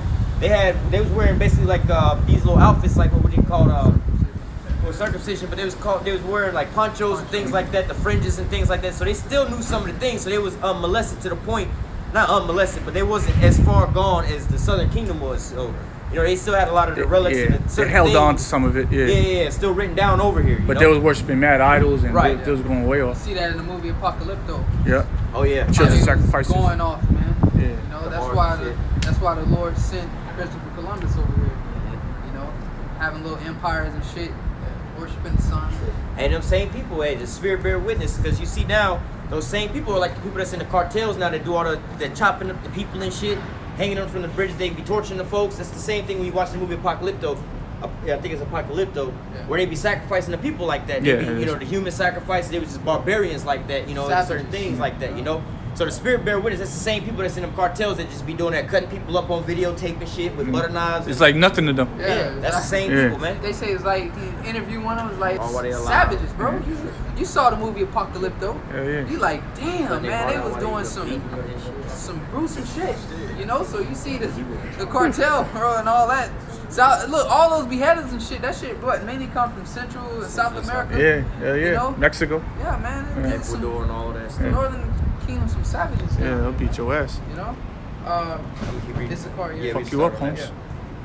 Genesis 49 and 14. Issachar is a strong ass crouching down between two burdens. And between them two burdens, that's North America and South America. So the land of Mexico is like right in the middle. All right? So crouching down between two burdens. And it also says it's strong ass, and I think on maybe their flag or something. I don't know what is that, but the donkey is like one of their. I believe it was from an old tale or something like that, where old boy was supposed to be riding a donkey or something until he seen the eagle eat the snake or something like that. But also going to the strong ass. The ass is a hard-working animal. A hard-working animal as well too. Yeah. That's what it's going into. It's a strong ass as far as being a hard-working animal. You know, Issachar's a hard-working. You're like, damn, he's just out there in the field. You see him on these roofs, man, cutting grass all damn day long, man. You know what I'm saying? I was gonna send you brothers the pictures of about to basically lay down the mulch and stuff, but they was carrying these big, like 60 to 80 pound bags. But you seen one Jake was putting dirt up on the other one, and he had like 3 sacks, and he was just holding the shit like this, just going. 3 big 80-pound bags of that mulch. You just seen a whole line of them. I'm like, damn, they just walking one, and they got one stacking on top of the other. I'm like, ain't no way in hell you can get me at. And I know I can speak for most of these quote-unquote all black people. Like, shit. You know what I'm saying? But Issachar, they go out there, hey, I used to work with them in restaurants. Hey, fucking lazy, man. Stop being fucking lazy, man. It's just a job, man. Mm-hmm. To them, it's just like, oh, bro, it's just work, man. This is what we got to do. This is what we got to do, man. Mm-hmm. They don't look at it as like it's hard work. Hey, this is what the fuck we got to do. So every time I see them out there, like, hey, y'all want some water, bro? I know this shit is hot, and I know that I wouldn't be in y'all position doing what y'all doing. That ain't the spirit that the Lord gave me, man. I'd be like, man, this shit. I mean, I work outside, but not to that extent, man. 12-pack of Corona, they straight, man. And they be out there for real. My so-called brother was at a temp service, and he got his ass sent home. Cause he said, yeah, man, I can't outwork them Chicos. Yeah. That's what Judah, and well, city I'm from, that's what they call them, Chicos. Yeah. He said, yeah, you can't outwork them motherfuckers. He got cut. Yeah. You know, he said, I couldn't outwork. He said, boy, I got cut because he said the Mexicans, man, they work hard. He couldn't outwork them. And you know, the temp service, you get cut like that. You temp, you know, it's seasonal. You like, oh, this lazy ass nigga. And, you know, you see the Issachar over there busting their ass. And how you sweating? Just getting it. Hey, we gonna send you home. Yeah. And you done. He said, I couldn't outwork them. He got sent home, man. You know? Keep going on that. Let me go back to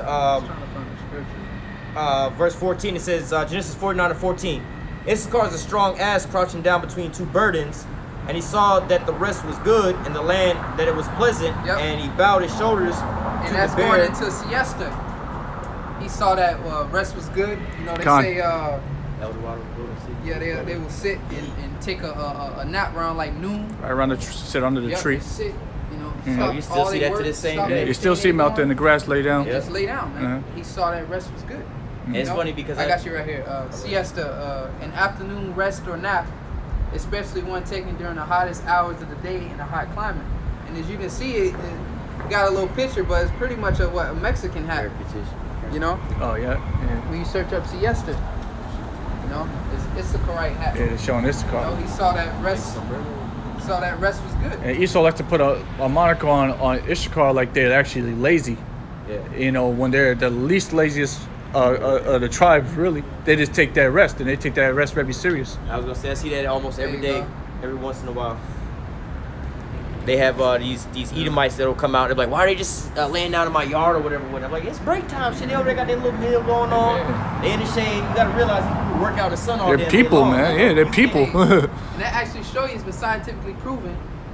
When you take naps, your workers perform better. You know, it was like a study, article came out like that. When they, you know, the naps they take, it's been scientifically proven. When you take those naps, you actually come back to work and you work a whole lot better than a person that just worked 8 hours straight through. You know? I think a European country does that, where they actually have a siesta time where they go home or whatever and they come back or whatever, whatnot. That was in Well, another one. it's a car. That was in another one. Alright. Gad. Yeah, you can get God. Yeah. Verse 19, Genesis 49 and 19, it says, Gad, a troop shall overcome him, but he shall overcome at the last. And that's the U.S. cavalry, man. When they came over here, shooting that guy, man, the troop shall overcome. All right, the actual U.S. government, man. Esau can come over here and establish his, you know, his this is his land. And he had actual U.S. cavalry, all right, taking Gad down. The troop shall overcome it, man. Mhm. And they fought hard though. Yeah. You know, the guy fought hard for a while, but then when that Gatling gun came out, it's a wrap. That's why you can't get past the prophecies. It said the troop shall overcome you. Ah, So you can't resist. You know, God couldn't resist. it was written. Because the Most High would have lied. They would have made him a Yeah. liar. You know, if they would have defeated Esau. So that's why the Most High, Yahushai, going back to Isaac, everything the prophecy was set up. We gave Esau the blessing of the gun, the sword. You know, and Esau perfected that sword with the Gatling gun. Now it's known today as a minigun, to where you don't gotta rotate it. Now it's just that bitch just. It sounds like a Yeah. razor. It don't even sound like the rate of fire so fast you don't hear bow bow bow. You just you know just Destructive tool. Yeah, man. I was watching this little clip just last night. Matter of fact, and there was this dude at a target range. He was shooting one of those little miniguns, right? And the dude, he's like, all right, so first the dude that was getting instructions, he's like, yeah, so I'm gonna just I pump saw off that. a couple of them Yeah. at first. Dude's like, nah, you can't pump none. Yeah, just can't gotta, burst push it, that yeah. bitch in, man. Just let that bitch go, cause he was like, Dump nah. it, He's yeah. like, if you pump at it, it's gonna jam up because of the rate of fire. First of all, that shit's gonna, like, yo, you fire like hundreds of rounds per second, bro. Like that shit's just going. It's got like 8 barrels on there. That It's shit all just- or nothing, basically. Yeah. Let that bitch loose. Yeah, you gotta dump it out, man. You can't burst shot it. And so when you're ready to shoot it, you ready to kill everything that's in sight. yeah. You know, otherwise you're gonna jam up. That thing's a monster. That's a monster weapon. Shits to cut down houses, Yeah. What? floor by floor. Hey, but on a smaller note, that's where they get on the street term choppers from. You Yeah. know, when they talk about AKs, so they chop people in half. But what the brother talking about, they do that with the miniguns. That shit a level of building, bro. Yeah. A car, a building. You ever see them shits take out cars and shit? The whole Oh, shit yeah. damn near disintegrate, man. Yep. From all the holes that's in this shit, man. And it's high caliber rounds. Yeah. Esau ain't playing, bro. Yep. You So, can't win against that. God, a troop shall overcome thee, but thou shalt overcome at the end, and that's prophecy, man. You know? Is it more on What that? is it on that one? You can go to Ephraim, Okay. 22. Yeah. All right. So this is Genesis 49:22. Joseph, it said fruitful bow, even a fruitful bow by the well, whose branch runneth over the walls. Yep, and that's Joseph fruitful. All right, Ephraim, the so-called Puerto Ricans. All right, they're fruitful, man. Oh yeah. You know, they have a lot of kids, and his branches shall overflow the walls. All right, is what when you think of a branch, you think of a lineage of a bloodline, a family tree. His branches shall overflow the wall, meaning what? From Puerto Rico over here to America. All right, but it's pretty much what certain parts of New York is like. Hey, it's down there Puerto Rico up there, so Millions of Puerto Ricans. you know Puerto Ricans up in New York. Yeah. You know, this branch shot over below the wall. They have I forgot what it's called. The Puerto Rican Day Parade. They have like a big ass parade up there every year because there's so many of a lot of the Northern Kingdom up there as well. Forgot they got another holiday, Juve or something like that. It's a heavy, like the brother was saying, it's a heavy I'd say stain, but mark of you know the Ephraimites up there, the so-called Puerto Ricans up there, you know, and also going into being a fruitful bow. You know, they have in the world of saying, shit, if you got a Puerto Rican girl, shit, you sneeze around her, she gonna get pregnant. You know what I'm saying? Like that's one of the things that's going into them. They have a high fertility rate, you know. Yeah, my grandma, my grandparents on my mom's side, that's Ephraim, and they had 16 kids, man. You know, 16 kids came out of her. Well, my mom being one of them. So I mean, that's this proof right there. I mean, I can tell you straight up from firsthand, you know, knowledge that Ephraim is very fruitful, and a lot of other brothers could say the same thing. Hey, and when you look once again, you look at it from a spiritual aspect. All tribes kind of carry these characteristics. Yeah. All right, that's why they Planned Parenthood. You know, Planned Parenthood, man. You know that was for the tribes. Yeah. You know. Yeah. That was it, man. Let me go back. Actually, And back in Egypt, you know, they weren't, you know, when they was depressed, man, they had sex, man, and made the nation fruitful. Yep. And Jake poor, and that's another thing why Jake get pregnant so bad, because Jake ain't got money to go out. So really, people that's really having the babies, the poor people that ain't got shit to do. Can't go on dates, can't go on vacations, can't go here, can't go there. So they just sitting home all day around each other. So what you think they gonna do? You know, they poors, they can't afford to go out to dinner, so Jake gonna just be at home doing what he do best, you know. Jake is in poverty, man. Mhm. Jake is poor. Jake don't have a good job. A lot of our people that strung out on these drugs, you know, they're goddamn cokeheads, okay, and weed smoking, or alcoholics, you know, and they don't have no. Jake needed relief. So what do Jake do? He sees Go to chick, home. Yeah. you know what I mean, that's been with him, you know, since high school or whatnot, was a little chick he got, and Jake Popper, man. Even if they don't, like you said, they poor, but even though they poor, they're still gonna do that. And I'm not planning that out. Jake don't plan for no family and shit, man. They just, if it happens, it happens. Yeah, because that's Jake's stress relief, man. That's how Jake get all that tension out of him, man. Jake bust that nut, bro. You know what I mean? Just being honest. And the scriptures, like the brother said, the more they oppressed us, the more we grew. So that's what's happening, man. The more they're oppressing Jake, the more Jake, and they like, God damn, we can't get rid of these niggas. Why? Because the more we get oppressed, the more we gonna grow. You can't get rid of us, man. That's You know what right. I mean? And I got the precept to bring you to back you up. This is the book of Exodus, chapter 12. Perfect. Exodus chapter 1, verse 12. It says, let me go to verse 11. Exodus 1 and 11. Therefore they did set over them taskmasters to afflict them with their burdens, and they built for Pharaoh the treasure cities, Pitmoth, and Ramesses. And some people would call those Hyksos. You know, the Hyksos. Well, I believe that goes to what, the Shepherd Kings or something like that, Yep. you know? Which, hey, that's all documented. They even have it on the hieroglyphs inside the pyramids in Egypt this same day, man. Yep. Because they'll be like, oh, well, say that there's no proof of Israelites in there. Well, probably not. It won't have the word Israel, but they were known, like the brother just said, what you call the Shepherd Kings. Shepherd the Kings, Hyksos. but the Hyksos. All right, that would be what they would be called, the Hyksos. Hey, well, they don't have a so-called documented history that the Israelites was in captivity here in America. Not under those names. You know, they didn't call them Judah and so on. They called us Negroes and so on and so forth. But hey, here we are to this same day, you know, under just a so-called different name. You know, they not calling us Judah and things like that. But going back, verse 12, it says, Exodus 1 and 12, but the more they afflicted them, the more they multiplied and grew, and they were grieved because of the children of Israel. So that's like how we got today. That's what brother went into, man. You know, Jake ain't got no money. Jake in poverty. Jake catching all kind of hell. So what? Jake gonna go home and take it all out on his wife, man. And then not only the male shit, our women be fucking hot and ready, man. You know, stressed out. Oh, I need that to start my week off with. You know, our women too, man. Shit. Hey, but also going into that, you know, for you talking about like couples, right? But then you also have a lot of these people that's not couples. What do? They work on these jobs, be all stressed out throughout the whole week.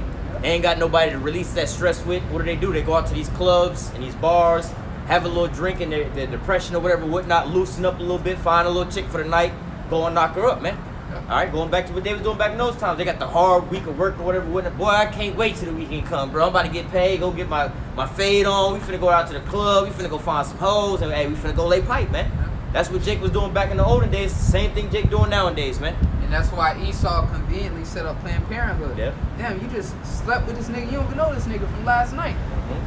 Oh, hey, we got a solution Plan for B. you right here. A Plan B or abortion. You know, that Esau, he studied this. He see how we move. He see how, yeah, man. Or they have birth control for You the know? women. But I'm going to read that last precept. And All right, going let back. another brother can speak. Going back to Go back to Genesis 49 and 1. yeah, because you had made a statement about these are the signs that would be on this, you know, how we would know each other. Genesis 49 and 1. And Jacob called unto his sons and said, gather yourselves together, that I may tell you which shall befall you in the last days. So, hey, you know, that's just a vague, you know, understanding of that chart, man. You know, just, you know, there's a lot of stumbling blocks out right now. You know, Lord's willing through spirit and power, get help by Shimon Shai, that was edifying. You know, so you can kind of understand basically how we came up through the spirit. The Lord revealed to us through the spirit and power, get help by Shimon Shai, from the elders on down. How this chart came about, man, and how these are people of the Most High, and it starts with faith, man. So Lord's will that give you some kind of understanding, cause I done seen like simple shit, like when they say Simeon, Levi are brethren, they dwell on the land together, they're brethren, and you know, based off of their geographical location in these last days, we say, oh, that's Simeon, Levi. I done seen people be like, well, how you know this one this and that one that? You know, they're you know, They flipped, yeah. They get simple with you, like, well, how you know? Hey, bro, this based off of faith, bro. You know, you want to people like that, and that's unreasonable and wicked, man. I'm just letting you know examples to show you, so when you see certain shit like that out there, it don't mess up your faith, because those thoughts are put in your heart. Satan put the spirit on people to say those things, to put doubt in your mind, because then you be like, damn, well, you're right, Simeon and Levi are brethren, so how do you know the Haitians ain't Simeon, and you know, that confusion, that's Satan, man. But I only tell you that so it don't, when you see it and you run across that, it don't fuck your mind up. This is based off of the faith, man. Right. It's all based off of faith. We can show you how through the spirit this holy man came up with this, but at the end of the day, it's based off of faith. You know, and we believe it, and we happy with it. So hey, who ain't with it, you ain't gotta be with it, but who believe it was given unto you. So hey, let's keep moving, you know, together. You know? But, hey, I'm gonna let the next brother come up and speak. Continue on through the spirit, power Yahweh Shai, pretty much going into we're just going into the children of Israel, and then the point going into what's going to befall them in the last days, because it's important to talk about the end, because the time we're in now is the most crucial part in human history, if you want to say. Because greater than Genesis 6 chapter when the Lord flooded the earth, this is that kind of time we're in right now. And the Lord's talking about concerning his sons, what's going to be happening to them according to prophecy in the last days. Get Daniel 12, start at the top. Luke 6, we talked about the house, the wise man. But because again, you know, going into prophecy, you know, being the end times, we talk about it's better there's the end of a thing than the beginning, because what's happening right now is a transition. You know, so going into the end, you know, Esau's the end of the world, Jacob's beginning to follow it, you know, sons of Jacob, you know, because it's important to understand who these people are, because these are the people that are going to be blessed under Yahweh Shai when he returns. Go ahead and start. All right, this is the book of Daniel, chapter 12, starting at verse 1. Daniel 12, verse 1.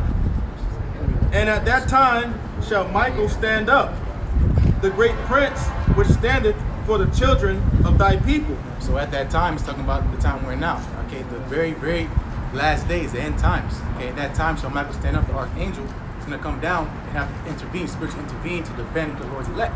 Because it's going to be that crucial out here, you know, because we try to, you know, go into history and compare atrocities and things that happen to our people. first and foremost, we have no physical kind of attachment to it because we weren't there in those times. We were those people, but here in this time, it's been so normalized, and the history is taught to us, we're so desensitized to it, we don't have any kind of attachment to it. We see harm, hurt, people getting accidents, getting fucked up. You know, this going to time went to, we can keep on reading, it says there's never been a time like coming into before. You know, so it's kind of hard to wrap your head around this. That's why ultimately faith is going to ground you. All the unknowns and what ifs, the faith is going to get you through it. So going to the point, go ahead. Reading on. And there shall be a time of trouble. Yep, time of trouble, Jacob's trouble. Okay, again, what's going to befall the children of Israel in the latter days? Jacob's trouble. That's what's happening right now. Go ahead. Such as never was since there was a nation. So since there never was a nation. So again, all the worst things that ever happened in history, recorded or unrecorded, is not going to be worse than the time we're in right now. Not even close. Go ahead. Even to that same time. Yep. And at that time, thy people shall be delivered, every one that shall be found written in the book. Yep, so knowing that there's going to be a time like no other, knowing that first and foremost is a great deliverance. Because hearing that's going to be a time of trouble and knowing there's no way out, that's going to be extremely discouraging on us. No, we're here to tell you that there's a way out. And it says those who are written in the book are going into the first fruits of the kingdom of Yahweh Shemashai, which consists of those tribes. Because we don't care about the other nations. We're not breaking down other nations who's Ham, who's Canaan. We don't care. We know that the Hamites or the Africans, fuck them. Okay, it's about Israel. It's about breaking down who are these people. We need to know who these people are. The elect. That's what we gotta find out. Keep on going. All right. Verse 2. You got something? Go ahead. Hold on. It says, verse 2. And many of them that sleep in the dust of the earth shall awake. Yep, which was us. We were dead. Brother Love's bringing out Ezekiel 37 chapter, those dry bones. It was dead. Revelation 11 chapter, spiritual Sodom in Egypt. We were dead. We were dead in this land because we didn't know who we were. We were dead to an understanding of Yahweh Shemashai and to heritage. We were dead, spiritually dead. So it said we shall awake. Go ahead. Read it again, verse 2. Verse 2 at the top. And many of them that sleep in the dust of the earth shall awake. Yep, going into the elect. The elect are going to awake. And it's going to say, go ahead. Some to everlasting life. So some. It didn't say all. It said some. Some to everlasting life. So that's the remnant, the elect. The Lord left a remnant. Is it like it says, was in Isaiah, the Lord have left a remnant, which should have been as Sodom, which should have been as Gomorrah. Right, the Lord always leaves a remnant so that what? So his seed can prosper.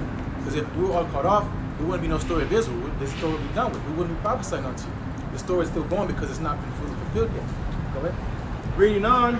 And some to shame and everlasting contempt. And that's 2/3 of our own people that have not hearkened unto the words of Yahweh Shai returned unto them. They're going to be awoken to shame because that's talking about in the kingdom ultimately. They're going to awaken to everlasting shame because they're getting ready to die in the sun. They're going to wake to that they went off and they had a chance to come back and they didn't. They refused. All right, because going into the prophecy of 2/3 of Zechariah, specifically talking about here in America. 2/3 therein shall be cut off and died. It's talking about in America.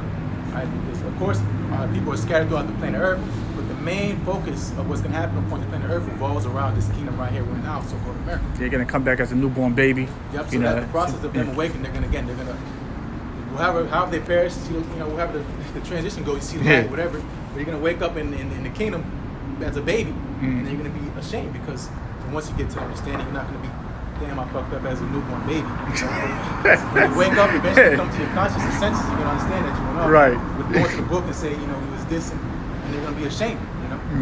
Hey, real quick, if I can say on that, they're gonna still be talking about, because they tell you about how we're not gonna be talking about the Exodus no more, everything like that, but how the Lord brought us about the land of the north, right? So this is gonna be a hot topic that's gonna be on the mouths of the Israelites at this point in time, about how the Lord delivered the elect of the children of Israel out of the land of the north, out of this great salvation. So, well, when you're born, like, wait a minute, I didn't get delivered. Why was I being born? Who was these people? Oh, well, you was one of the ones that happened to die. You had to learn after death by pain. You know what I'm saying? Because it's gonna be such a great story. They're gonna be talking about shit. Y'all remember how the Lord delivered us and so on and so forth. But it's gonna be like almost, we gonna all be in the kingdom of heaven, but it's gonna be like a separation. You're gonna have the ones that was delivered and brought over into the kingdom of heaven and transition that way, versus the ones like the brother saying is being born into the kingdom. Like, oh shit, how come I wasn't part of that story? Well, you was part of the story. You was just on the other side. You had to learn after death by pain. They're like, shit, the whole time the Lord was really coming. He actually gave us the kingdom. This is the whole shebang. They could see everything cleared down. Like, damn, how come I didn't believe and I had to die that way? How come I couldn't have been glorious enough to, make it as the first fruits? Isaiah chapter 28 and verse 15. Let the brothers get that real quick. Because that's why we don't put our trust in our riches, man. We laying up our treasures in heaven where no man can break in and steal. You see, because we understand that the Heavenly Father, Yahweh Shai, getting ready to judge the wicked, man. 2/3 of our people. That's why the scripture say, like the brother said, man, let the filthy be filthy, man. All right, let him that is wicked be wicked still. Let him that is just be just still, man. You know, let him that is righteous be righteous still, man. Isaiah 28 verse 15. Because I've made a covenant with death, and with hell are we at agreement. When the overflowing scourge shall pass through, it shall not come unto us. For we have made lies our refuge. Hey, real quick, because we're going to go into about the overflowing scourge. Do that again, though. I got you. Isaiah 28 verse 15. Because ye have said, we have made a covenant with death, and with hell are we at agreement. When the overflowing scourge shall pass through. The overflowing scourge. Talking about Esau when he starts rolling with these troops. You know, they say we're going to be all right when that happens. And most of the people are not even meditating on that. They think things are going to turn back to normal. They're not thinking about what's going to happen on this planet Earth and how serious the time's going to be. Especially Jake. You know, Jake don't know how to plan ahead or anything like that because ultimately they have no faith in because they just want to party and mess around. But Esau, he knows what's going on. You know, he knows he's got doomsday preppers people right now talking about elections. You know, they're getting ready for a shootout. But Jake's talking about plans and birthday parties, you know. But they say they're going to be all right when all this hell breaks loose, you know, because we're going to go into that flood. But go ahead, you know, and he's going to take care of us. He's going to get us straight. This is the mindset of our people. In hell, we're in agreement, meaning hell is a condition. So they're okay with this condition that we're in right now, trying to make the best of hell. That's our people, because they're very adaptive and so on and so forth. Our people just keep on going, but they're going the wrong way. That's the point, you know. Finish that percent. And under falsehood have we hid ourselves. Yep, so it might not be, so to say, consciously they're thinking this, but this is what they're after, what they're following after, lies and falsehoods. They're comfortable in that. So they don't ask questions. They don't care about what's happening. They don't want to hear breakdowns. They don't want to hear about the Lord. They want to say, you know, we're going to party and do what we've been doing, you know, because that's what we do. You know, we want to call ourselves blacks, Latinos, and we're cool with this condition, this being called these people, and being okay with the devil ruling over you, you know. And real quick, the scripture also say, going back to that, you know, woe to them that go down into Egypt, that put their trust on Egypt. You know, you was holding that. Oh, you was holding that? Yeah. Okay. Yeah. Shit, I was gonna say. This is the book of Isaiah, chapter 31, starting at verse 1. Perfect. Isaiah 31, verse 1. Real quick, just to, you know, I was bringing that out because of the backup what the brother was saying. We're making a covenant with death, and you know they putting their trust on this here place, like the brother's gonna read. Go ahead. Woe to them that go down to Egypt for help, and stay on horses, and trust in chariots, because they are many, and in horsemen, because they are very strong. But they look not unto the Holy One of Israel. Yeah, so that's the point. They don't look onto Yahweh Shai. Again, they trust their condition. They trust that they can make a way out, make a better life for themselves if they just follow after Esau's rules. You know, because pretty much we're just painting a better picture of the events that's leading up to why they're going to be waking up to everlasting shame and content, because they trusted in this wicked world. You know, it's the most wickedest kingdom ever in history. They were okay with it. You know, but that's our people. They were rebellious to them. And they trust in these carnal means like their 401ks, their doomsday bunkers. Well, shit, if this go down, I can just live off the grid. Or if this go down, I got my money saved up. Or if this go down, I got my guns. You know, you putting in your trust into the things that basically Egypt has taught you to think on. Hey, well, if you just depend on your doomsday bunker, you'll be all right. If you depend on your food stock, you'll be all right. You depend on your guns, you'll be all right. You know, you depend on the government to take care of you, you're going to be all right. So going back to what both the brothers are bringing out, you know, making that covenant with death, all right, it's going to be all right because it's always bounced back here in America, or these things are always held us up. But like the brother was reading over here about what would you that put your trust in Egypt? You know, they trust on these chariots because they're strong and everything like that, which you can physically see. All right, I think he hadn't quite got to it, but they talk about, you know, the spiritual things versus the physical things. You know, the physical chariots, they can see the things that they can see, but they don't, like doomsday prepping and the doomsday bunkers and doomsday food. You can see that, but you can't spiritually see what the Most High had planned for you, man, and how He's going to deliver you out and so on and so forth. Well, I don't see physically the Lord, what the Lord now. You see what I'm saying? This is where you have a difference between the two different people, man. Jake asks that all the time. Like, how we gonna get through this? How we going? You know, and it's all about faith. You know. Another thing, real quick, before you go on. There's another scripture that says that, you know, I will not trust in my sword, or something like that. So we didn't trust in our weapons. Oh, okay, that's where it is. Yeah, see. But go ahead. whoever's reading. Who's reading? What, finish it? Yeah, that was it. That was it. Just that one. Go back to Daniel. Sorry. 12. All right, this is the book of Daniel, verse 2. And many of them that sleep in the dust of the earth shall awake, some to everlasting, some to shame and everlasting contempt. And they that be wise shall shine as the brightness of the firmament. Yep. So they that be wise, you can probably get Matthew 25th chapter going to the wise virgins. You know, they could get in the oil, get in the wisdom while the time has not drawn near, going into evil times. You know, getting ready and spiritually preparing for the time to come by taking heed onto the sound doctrine. You know, so that's what the wise are doing. What verse was that? Verse 3. Finish up verse 3. Yeah, I got a little bit more. All right, yeah. Read it again. Finish up verse 3. Yeah. All right, verse 3. And they that be wise shall shine as the brightness of the firmament. Yep, and it says we're going into wisdom. Wisdom causes a man's faith to shine. So going into that perfect day, I forgot where it's in the Proverbs, you know, we're shining brighter and brighter because why? Because the power is being transferred onto us, you know, through the spirit and power of Yahweh Shai. You know, so going into the transfer of this kingdom is going in from a wicked kingdom to righteous kingdom. So those that have, you know, the wholesome words, they're the ones that are going to be successful, so to say. You know, light, you know, is ultimately it's a positive word. You know, so those that, you know, going into the wise, they're going to shine. Because why? Because they have the wisdom. Wisdom now should be at that time. Reading on.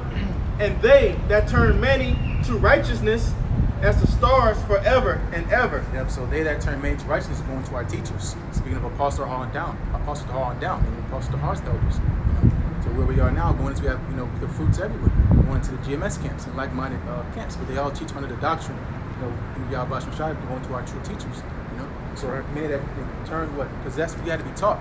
Because we were in a way that was not profitable, so we had to be taught to turn to righteousness. Because if it was not so, we would have been kept doing what we've been doing. We discontinue from a heritage, exactly. you know? So we had to relearn everything, you know, start from scratch. Right? You can probably read verse 4 and then get there. Verse 4. But thou, O Daniel, shut up the words and seal the book, even to the time of the end. Yep, so this saying is ultimately being preserved for the end. Right? Because the second chapter tells you it's what passed away, what he gave us the comfort. So he gave us everything that we need to survive these last days. Because we're going to genealogy and all this, you know, it's cool to know it's cool knowledge, but the most important part is, do you have faith? There it is. Right? There it is. Because with this time we're coming to, that if all these questions that people are asking, you're asking the wrong questions. You know, how are you gonna, you know what, survive these last days? How are you gonna be able to eat, drink? You're gonna have to have faith. Yeah. Because there's so many unknowns when all hell breaks loose. Yeah. Jake doesn't know how to skin a deer and Exactly, bleed it out and clean it, fish. Build and, a tent. Yeah, not do all that shit. You know, so our faith is in Yahweh Shai, because even if you do, you might not be able to grab these things up. You know, so you put all your plan on plan A, you might even have a plan W. But all that's gonna be thrown away if it's not on Yahweh Shai, because the point we're gonna get to that foundation. We'll finish that verse 4. Reading on. Many shall run to and fro, and knowledge shall be increased. So knowledge shall be increased. So that's on the left hand side and the right hand side. Because knowledge shall be increased, because in the time of Daniel, there was not thermonuclear missiles. There was not machine guns. There was not cars on 4 wheels with engines. You know? So knowledge got increased on the left hand side, and knowledge shall be increased on the right hand side, going to his mysteries. You know? These things that were spoken to Daniel, the Lord said, shut it up, don't worry about it, because you're going to understand in the end.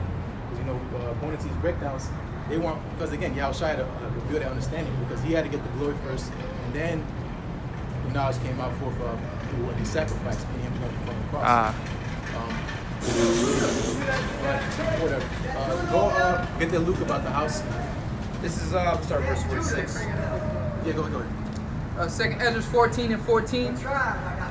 Second Ezra 14 and 14. Let go from the mortal thoughts, cast away the burdens of men, put off now the weak nature. Yep, so the weak nature is pretty much trying to worry about how you're going to survive or save yourself. You know, because all this flesh wants to do is live. So when you get fears and doubts, that's ultimately the flesh attacking you. Because the spirit is willing, scripture says, but the flesh is weak. You know? Weird, so man. going into, you know, read that again, Lucy. Go ahead, read it again. You say read this again? Yeah, read it again. The second Ezra 14 and 14.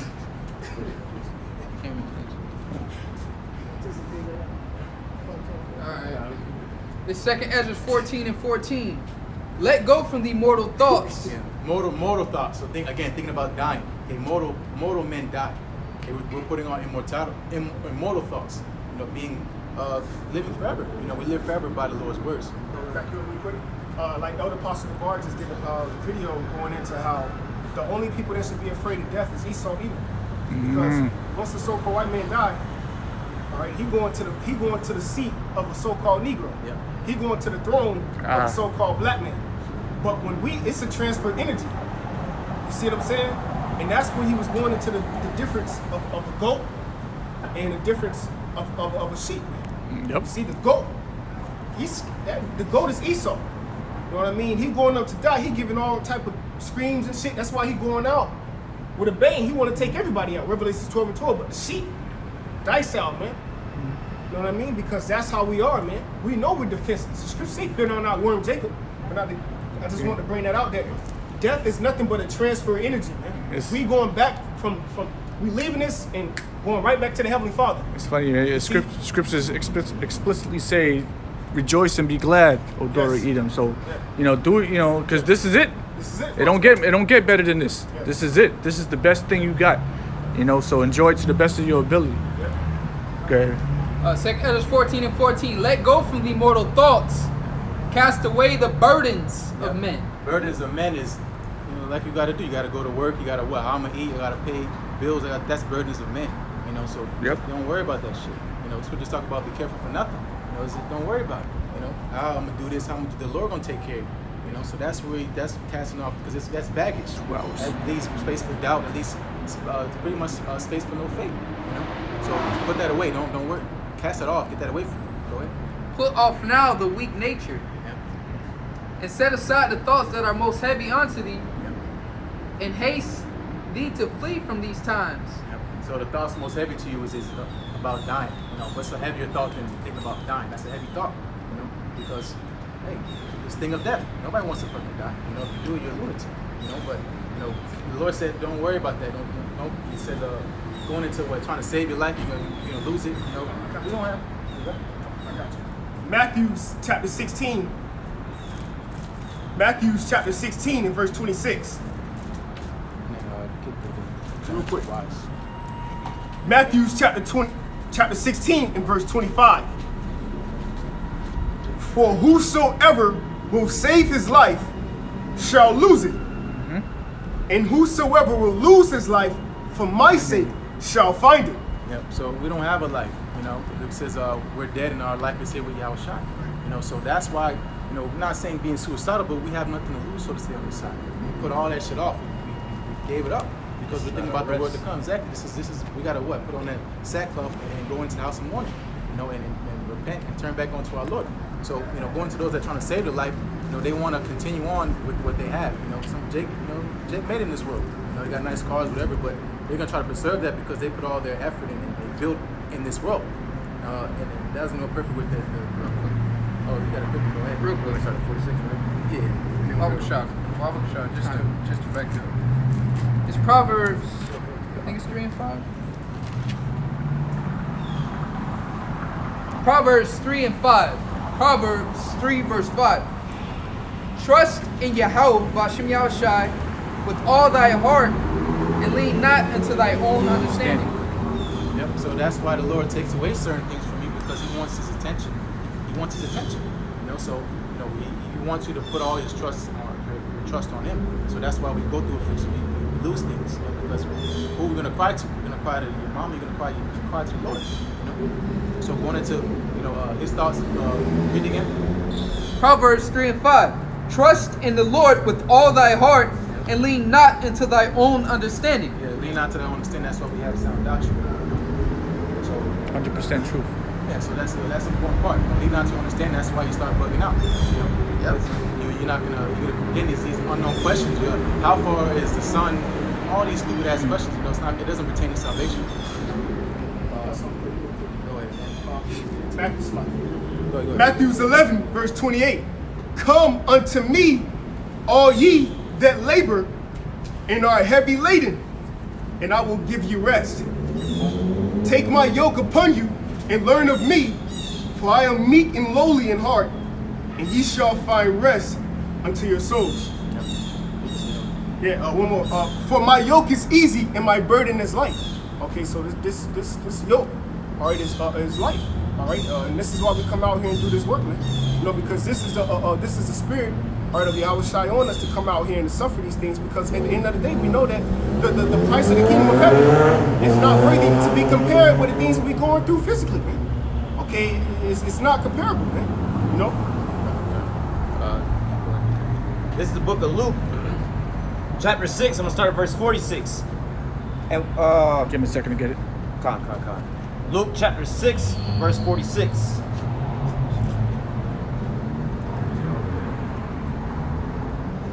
Yeah. Luke 6 and 46.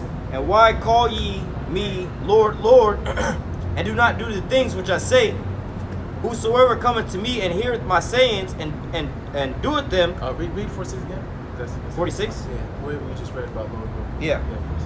Luke 6 and 46. And why call ye me Lord, Lord, and do not the things which I say? Yeah, because there's a lot of people that know the name of the Lord, but they don't listen to what He says to do. You know, so going into obedience, a lot of people, they're gonna fall short of the Lord's mercy because they're not obedient. So they take this liberty, this grace as a time to lift themselves up, or whatever the case may be, going into their own vain glory. Mm-hmm. But the Lord's not going to save a lot of people that actually have the name. Spirit of birth. Yeah, the spirit. They want to be in the spirit of mirth. They want to, because they think ultimately they got a free pass. Like they pretty much going into Christian doctrine, saying I'm already saved. And liberty. Yeah, exactly. You know what I'm saying? Liberty is a cloak of malicious. Yeah, that's what I was getting to. Yeah. Go ahead. Continuing on, verse 47. Luke 6 and 47. Whosoever cometh to me and heareth my sayings and doeth them, I will show you to he who is like. Yep. So not just hearers, but also doers. Okay? Because faith and works is extremely important. Because it says faith without works is dead. So you can believe. So you say, but you don't really believe because you're not working. Go ahead. Verse 48. He is like a man which built a house and dig deep and laid the foundation on a rock. So this is the wise man. Read it again. Sorry. Luke 6 and 48. He is like a man which built a house and dig deep and laid the foundation on a rock. Yep. So he wasn't just a rock. He said, you already know it's going to be outshot. Right. Keep reading. And when the flood arose, the stream beat vehemently upon the house. So the flood. In Isaiah, when the enemy started coming like a flood, get that because we started off in his 59. A violent course of action. So it's a huge force. Flood. Read that again, and then you got.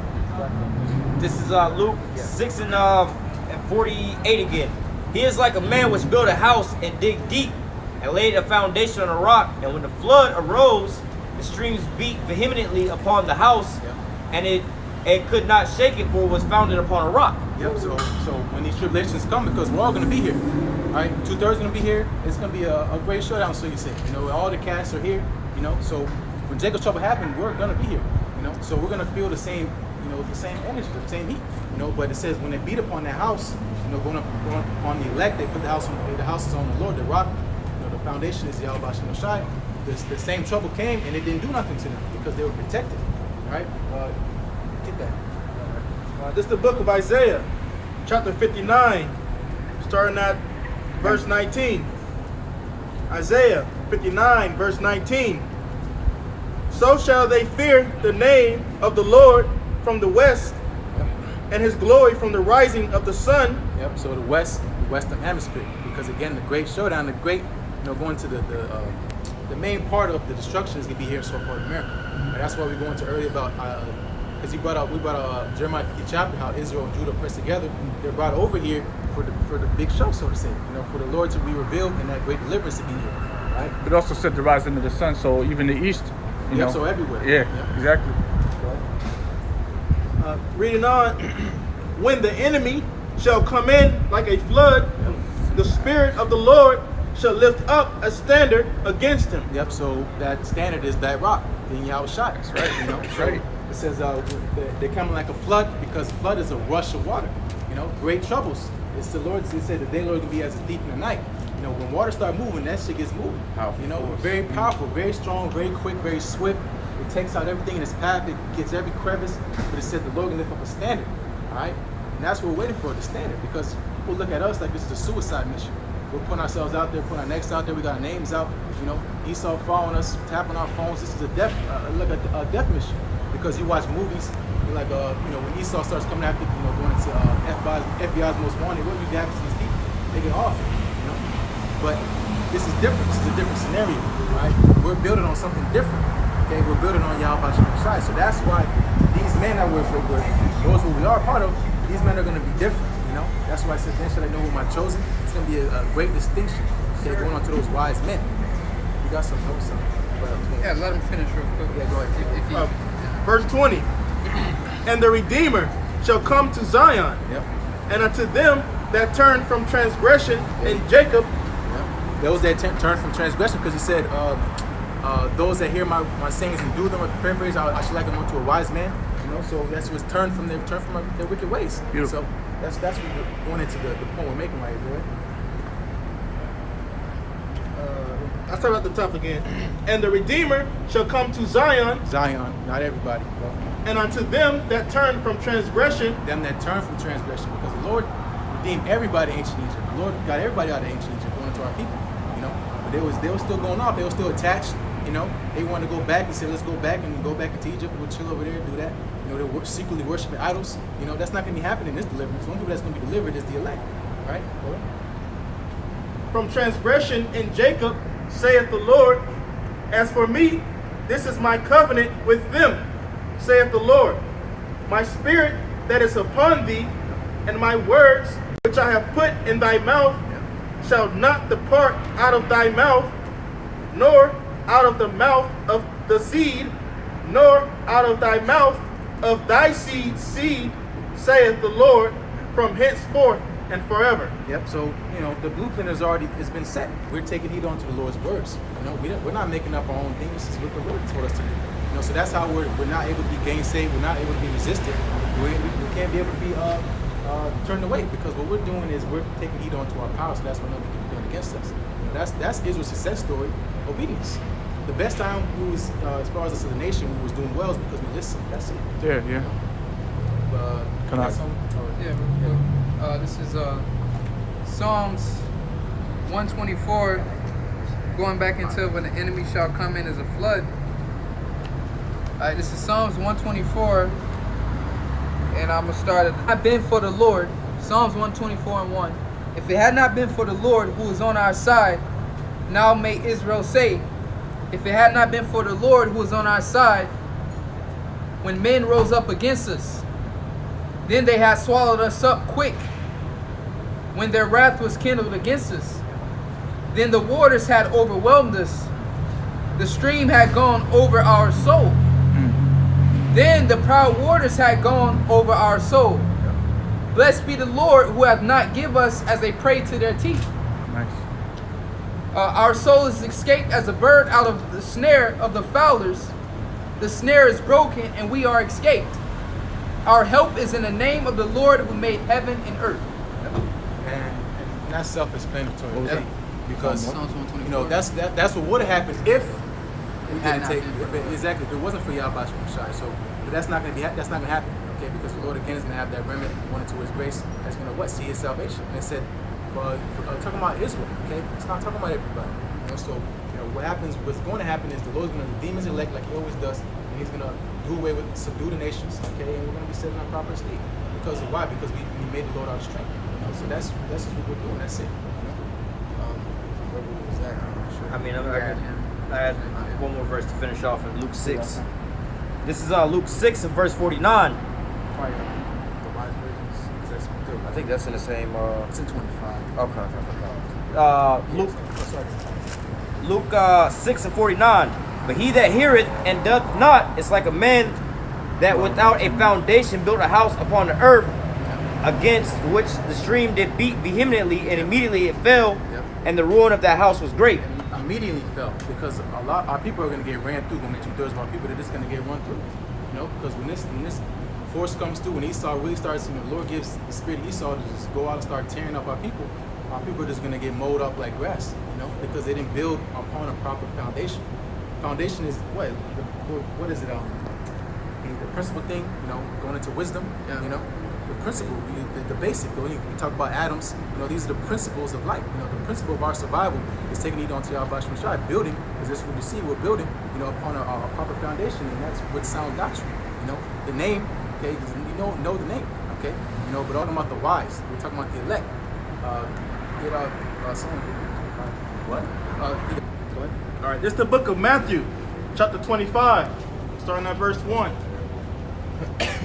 Matthew 25, verse 1.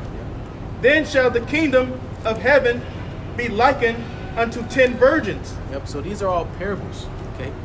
So the kingdom of heaven be likened unto 10 virgins. Okay, so go ahead.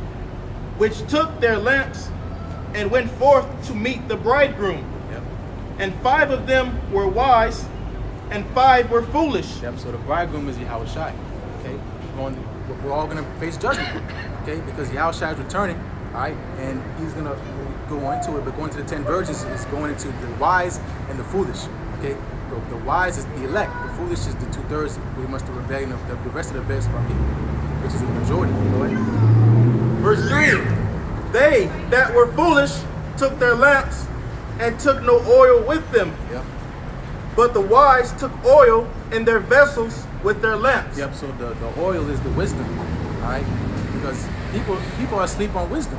People want to go to the gym and put in 3 hours of workouts. It's all vain, because at the end of the day, it doesn't mean nothing, okay? And then it says wisdom is stronger, wisdom, so we get that, people are asleep on wisdom, because they see wisdom as weak, and most of wisdom is just listening. Most of wisdom is obedience. Yep.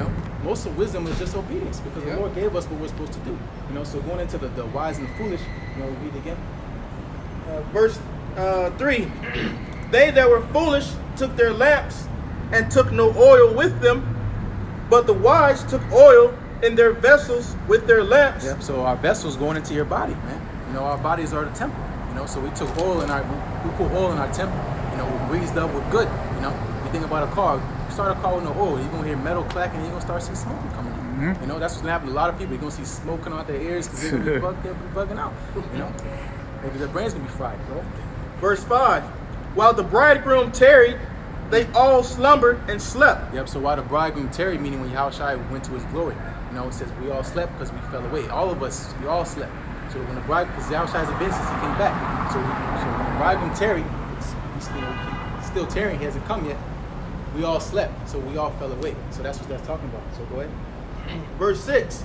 And at midnight there was a cry made. Yep, so at midnight, going into our elders, which we've been taught is Abba Bivens, which is Elijah in the reincarnation, which is John the Baptist, going into that cry in the wilderness, right, to wake up, pretty much Yahushua is coming back. There was a cry, like the Lord's coming back, okay, and that we got that again by our teachers, through Spirit by Yahweh Shai, we've been given the name, okay, and we've been taught now what requires of the holding of that name. It's not just I got the name, I'm cool, okay, this is a call of duty, So this name, going into us waking back up, because noonday is a spiritual time, because noonday talks about in scriptures about destruction, at noonday. Yep. And that's when he's doing Menuchmus was hit.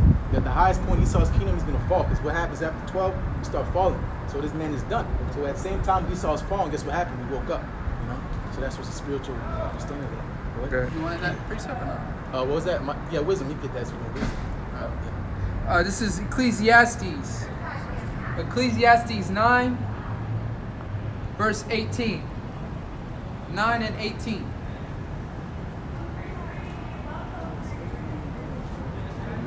Be unwise if you try to set that bitch off right here in front of you, So that's why that wisdom is way more important.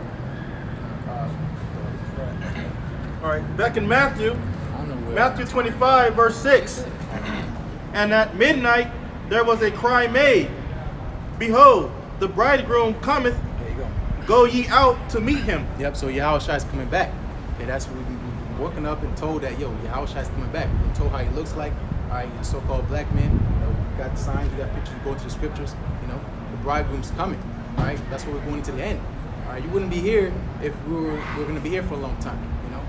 We had another 1,000 more years. That's why the Lord didn't tell us, in that time going to the disciples asking when he's going to give us the kingdom, he didn't tell us, because we would have been like, fuck, But now is a time where the Lord's coming back, okay?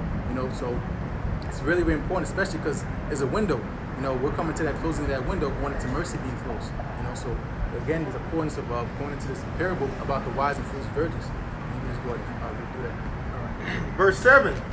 Then all those virgins arose and trimmed their lamps. And the foolish said unto the wise, Give us your oil, for our lamps are gone out. Yep, so that's when people are going to start trying to ask questions when all hell's breaking loose. You know, the Lord, going to the famine, going to the famine of the word, going to Amos, because we're not going to be available no more. The Spirit of the Lord is going to have us removed. The Lord said in those evils, in those days, be as pilgrims. You know, so you're not going to be able to find brothers that have the faith, you know, that have the word, going to the YouTube, all this going to be cut off. So you're going to be like, yo, give me some oil. What's the name? What's this? What's that? What's the breakdown of this? It's done.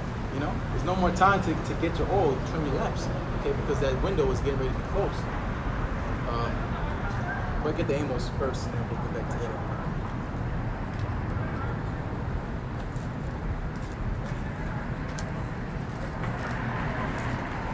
Through the Spirit, you know, me and Mayam and Brother Kwang, when he came in, did a lesson. Don't forget about the famine of the word.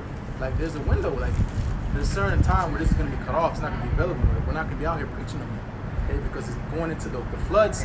You know, it's going to beat upon our house. You know, this devil's going to come down. We're going to feel it. He's going to start casting people out of houses, bearing false witness. Some brothers going to be put in jail. You know, so we're not going to be out here no more like that. You know, This is Amos chapter 8, verse 11.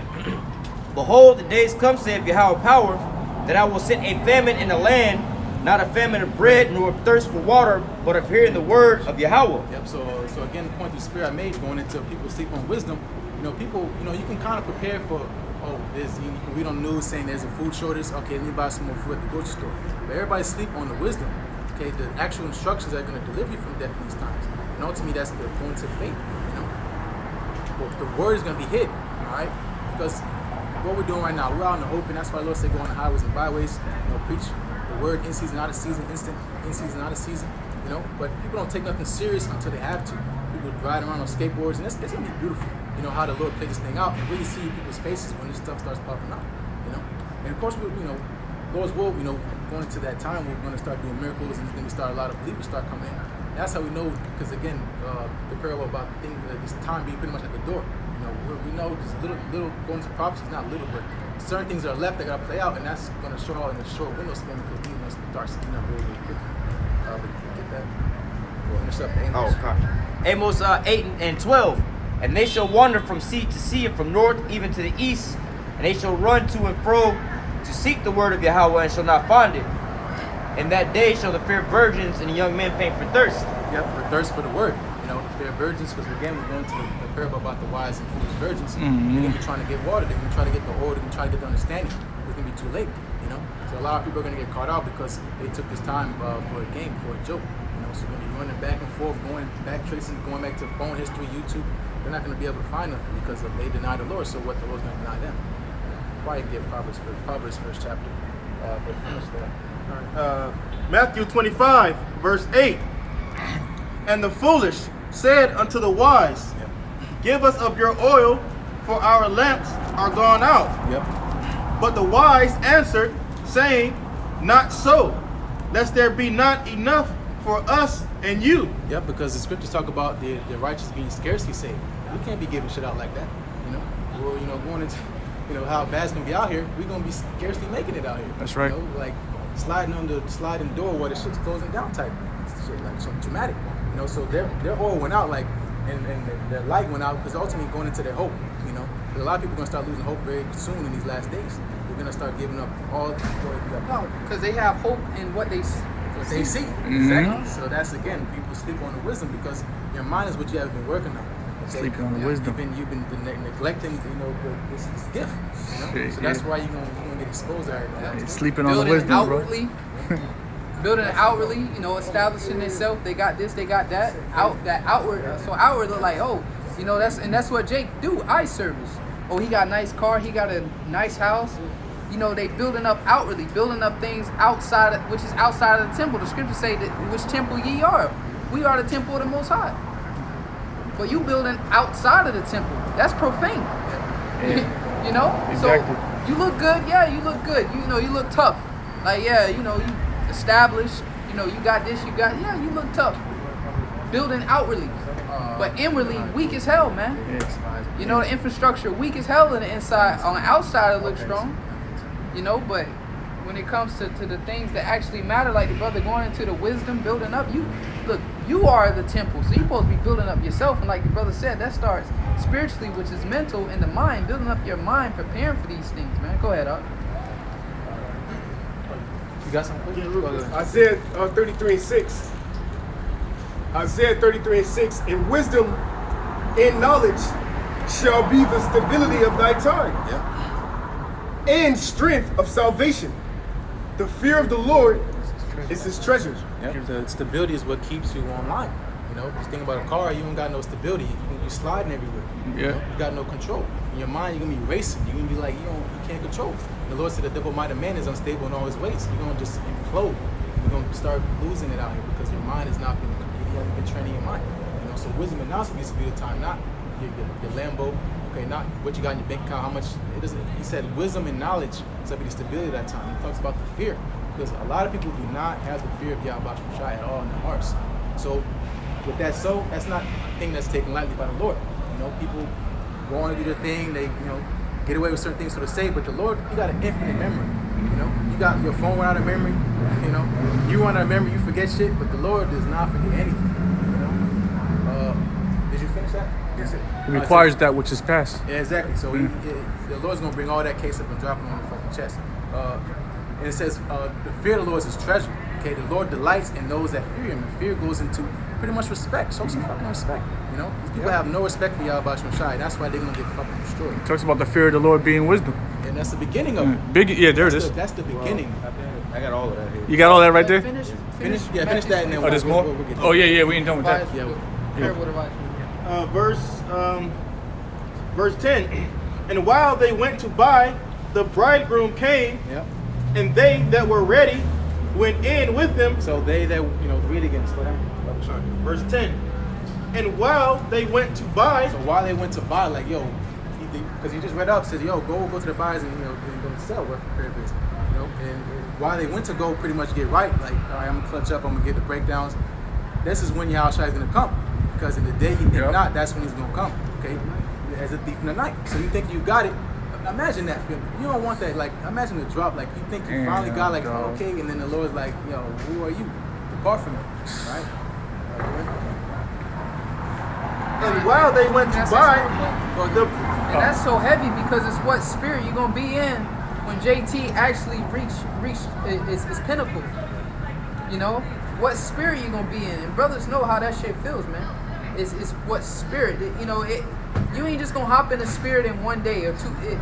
This took for us to feel the way we feel. That took a process, man.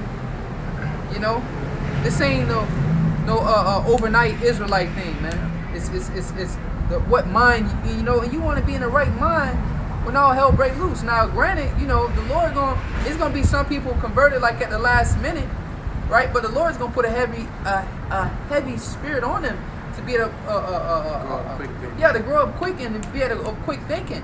But why you now that we talking to you now that have that liberty, you ain't gonna have that token, so to say, man, because you got it right now to buckle down, man.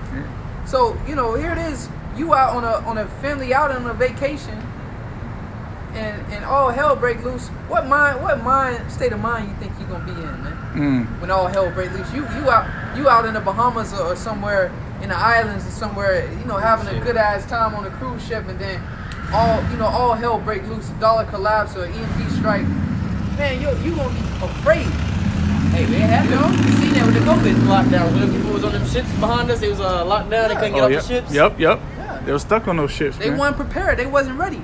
Real quick, the scripture in 2nd Ezra says, when you had yet liberty, you understood not but despised it. So your judgment is going to be a horrible situation. Matthew 25, verse 10. And while they went to buy, the bridegroom came, and they that were ready went in with him. Yep, that's the elect getting beamed up.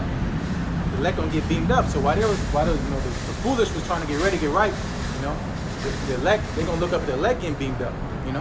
Go ahead. went in with him to the marriage, Yep. and the door was shut. Yep, so this is spiritual because you hear about the door shutting where? In the book of Genesis, the 6th chapter, going into the flood. The Lord closed the ark, you know? The Lord closed the ark so that what? No one else could get in. Everybody else supposed to get in, got in, all right, go file in how the Lord set it up with 2 and 2, you know, with the animals, and then got Noah in his household, you know, those 8 souls on that plane. Plane. That's how we leave it. Shit. That's how we leave it, especially because we're going to be beating up in so-called UFOs. You know? So, yeah, finish up. Verse 11. 15 more minutes. Afterward came also the other virgins, saying, Lord, Lord, open to us. Yep. But he answered and said, Verily, I say unto you, I know you not. Yep, and that's Cold. going to be a terrible feeling because remember we read in Daniel 12th chapter about the everlasting shame and contempt. The Lord going to deny you because you deny Him.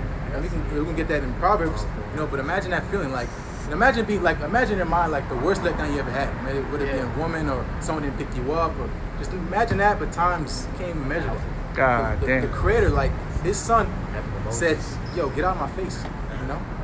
Your father disowned you or something. And they had hope, like, because they thought when they was, you know, said they why the going into when the wise was, they was ready, you know, the foolish, they was, yo, all right, let's get my shit right, like last minute type niggas, like we got a test on Friday, they studying Friday morning, you know, that's going into the foolish, you know. So, you know, and that's the same time when, you know, that test is gonna be happening. Yep. And Yahushua is, yeah, exactly. They have not been practicing studying nothing, so that's why you're gonna fail. You know? But that's it on that. And then get into Proverbs. First chapter. Okay, I have one real quick to go with that. St. Matthew's 5, verse 14. St. Matthew's 5, verse 14, the point is at 16. It says, Ye are the light of the world. A city that is set on a hill cannot be hid. Neither do men light a candle and put it under a bushel, but on a candlestick, and giveth light unto all that are in the house. The point, let your light so shine before men that they may see your good works and glorify your Father which is in heaven.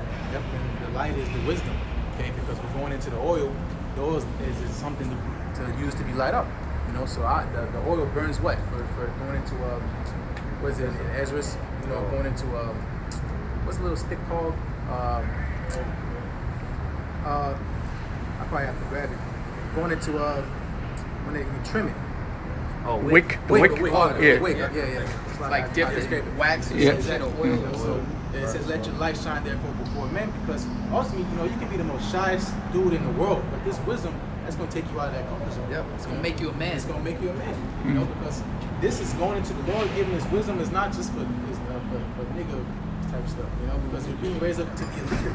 You know, so you have to be out there to be able to guide people. You know, so you're not having this wisdom for your, of course, it's for yourself, but it's ultimately for a whole nation. You know, so they can have something to go to because one of the great things we don't have as our nation is proper leaders.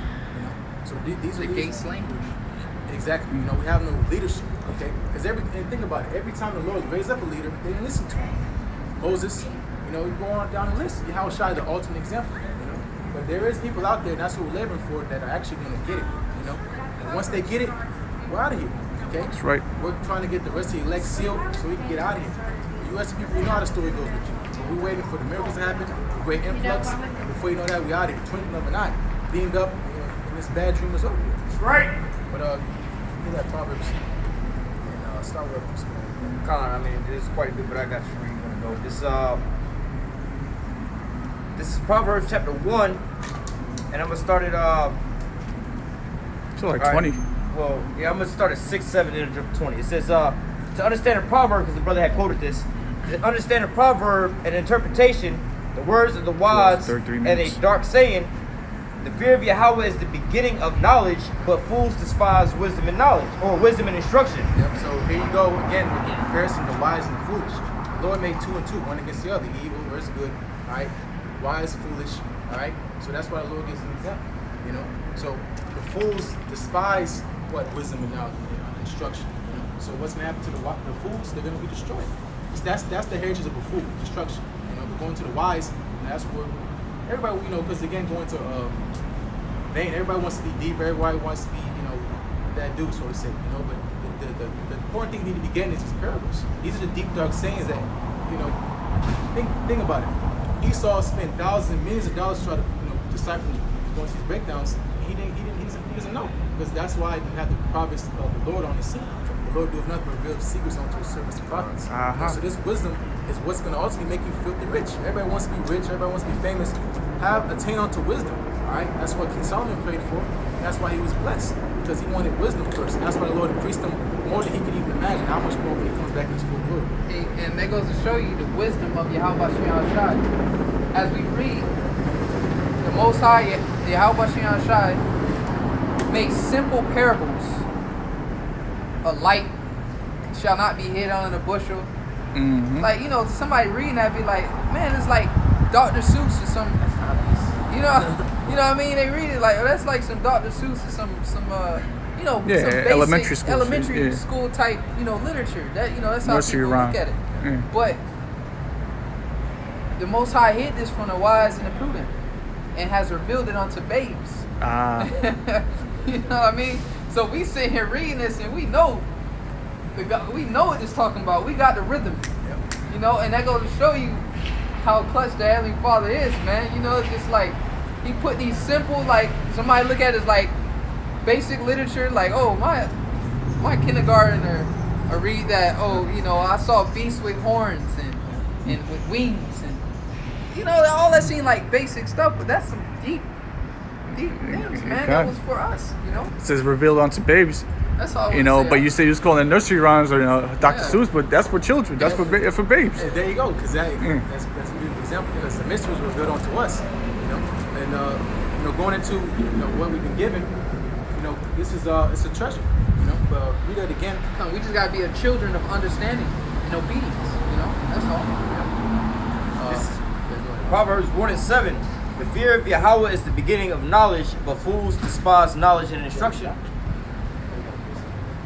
Read it again. Read it. Khan, this is Proverbs 1:7. The fear of Yahweh is the beginning of knowledge, but fools despise wisdom and instruction. Keep reading. I thought you were going to Oh, you want me to read down or jump over to 20? wherever you was going to jump. Khan, I'm going to go to 20 and just read down to like 30, top of it. It says, wisdom crieth without.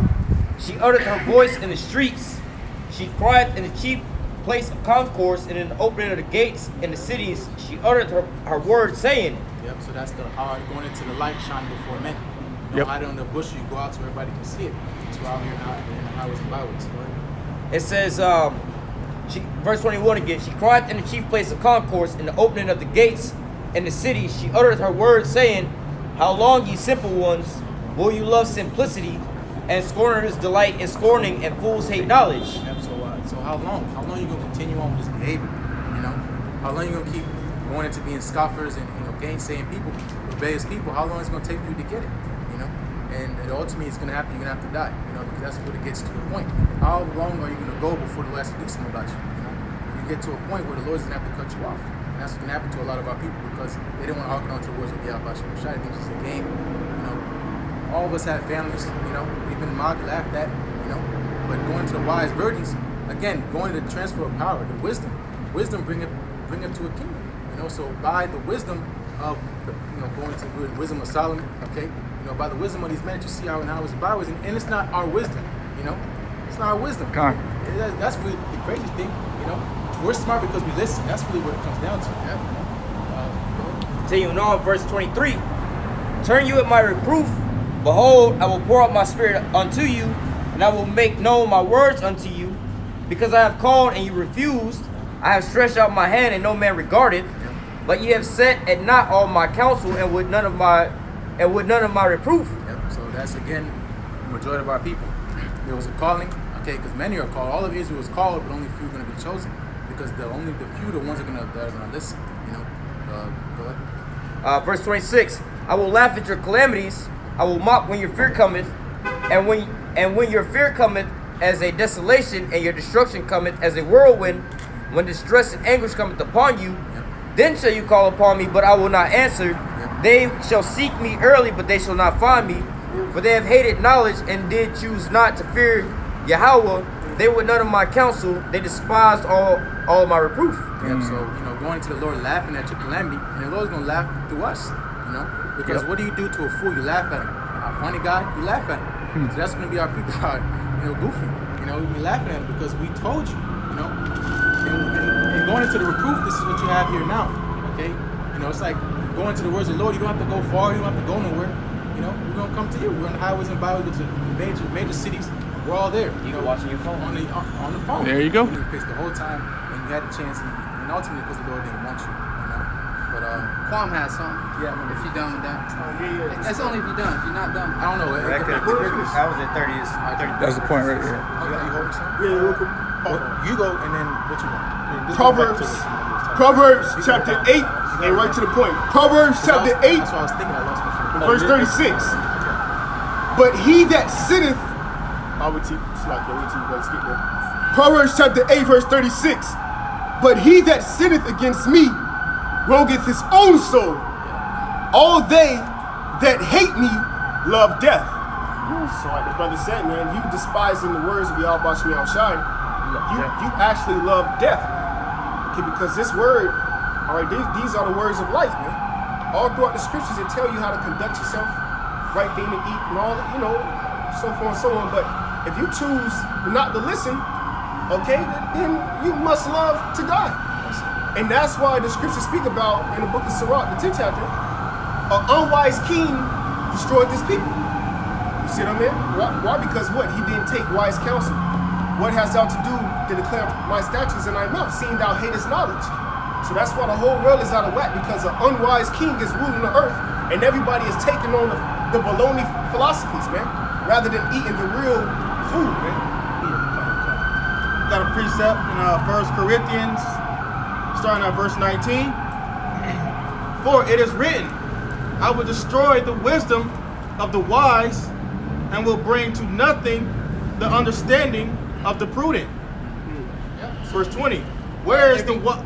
Real quick, everything about this place, man. You know, these people have as I said, Isaiah, they have taken on the spirit. You know, both of you that go down to Egypt, you have took on the spirit, but not of my spirit. All right, they have filled themselves. All right, that their faith, their confidence is all based off of the spirit of this world. All right, they're juiced up off of the vibration of this world, man. They filled up and ready, but off the wrong spirit, man. Okay, because the spirit of this world is Satan that has dominion over this world. So what? Satan is one of his numero uno characteristic is deception. Okay, so a lot of these people are being deceptive, and the sheep, the wolf is getting ready to come amongst the sheep, man. Okay, and you people are finna get ready to scatter. All right, but the elect, which have received the spirit and have received the understanding, okay, we finna get ready to shine. All right, with wisdom. That starts with wisdom, being obedient, as the brother brought out in Proverbs, the 1st chapter, man.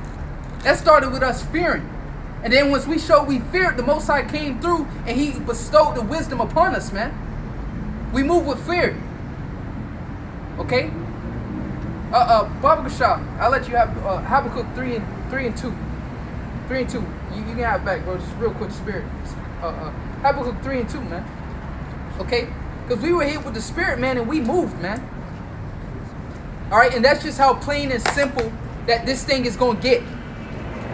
Those that believe Yahweh Shemi Shai and those that didn't. As this world is currently fading the way these people don't see it, digital currencies and all this shit, man, this shit is over with. Okay? The curtains have closed, man. Lights are gone. They sweeping this bitch up. And a lot of you people gonna get caught with your pants down. You meant 2 and 3? No, 3. Oh, 3 and 2. okay. 3 and 2. Habakkuk chapter 3, verse 2. O Yahweh, I have heard thy speech. We have heard the speech, man. All right, and we moved with fear. We heard the speech. We're out here. All right. We brought all our deeds to the light as the brother was going into the light, man, which is his wisdom. So our deeds can be reproved, man. Just meditating on this today. We subdued this man. Not on our own, but through the spirit and power of Yahweh Shemi Shai, we reproved this flesh, man. Okay? Because when you're doing the works of wicked, man, it let off a vibration, man. But here it is, we have a righteous spirit and a righteous vibration, man. Okay? And it is like a damn epiphany, man. Watching the videos of you know, the movie Glass, right? And how the man is different. He had different spirits on him. He'll be dark, he'll talk with a dark voice, and he'll talk with another voice, and he had like, what, 10 different personalities, man. So what you think that's on us? Right now that we speaking, what you think speaking through us, man? That's that Holy Spirit, man. That's the Holy Spirit. You literally got the Spirit of Yahweh Bashim Yahushai dwelling in your temple, man. The scriptures say wisdom will flee from a malicious soul. And a body that is subject to sin, it will not dwell in it, man. So that's how we gonna move. Read it real quick again. And the brother got it. Habakkuk chapter 3 verse 2. O Yahweh, I have heard thy speech and was afraid. O Yahweh, revive thy work in the midst of the years. So that was it. I have heard thy speech and I was afraid, man. Go ahead, Mike Collar. You know? Get that. You didn't finish reading what you had before, though, did you? The First Corinthians. Just going to the wisdom. Oh, okay. I go to verse 20. Where is the wise? Where is the scribe? Yep. Where are they? Because, again, break down the chip. Break down what is the mark of the beast. Where are you people? Where are the wise? Where are these wise guys? You know? They're nowhere to be found, especially when the stuff starts being made mandatory. All right, where are these wise guys? These thermonuclear missiles start flying through. You know, where are you guys at? You know? Where are you? Because you know where to be found because you're getting ready to flee. Casper. Where is the disputer of this world? The disputer, because a lot of people are going into our game saying, people, all these questions. What if they force you down and they tie your shoe? Like, have faith. You know, you ask these questions because you don't believe. And pray the Lord increase your faith. You know, pray the Lord increase your faith. Because if you're obviously lacking something, you know, pray to the Lord, okay? If you're not praying to the Lord, you don't believe, okay? Stop trying to find a question to seal your way out of what's getting ready to happen. You know, believe in Yahweh Bashim Shah, you can do it, all right? To the best of your ability, you believe in Yahweh Bashim Shah, of course. Have not the Most High made foolish the wisdom of this world? Yep. For after that, and the wisdom of the Most High, the world by wisdom knew not the Most High. Yep. It pleased the Most High by the foolishness of preaching to save them that believe. Yep, so by the foolish things, all right, we're confounding the wise. Out here, what we're doing is the Lord called it foolish, all right? This the Lord said that. We didn't say that. The Lord said this is foolish. But why? Because He wants us to save those who believe. That's how He set up. All right, and by us doing this, we're confounding all you people in this world. All you wise guys, all you skyrise, high rollers. You're being found to be, you're really found to be the dumbest. Okay, so you called us dumb, called us this and that, but what? You didn't consider the latter end. That's what we're talking about. Nobody considered the latter end.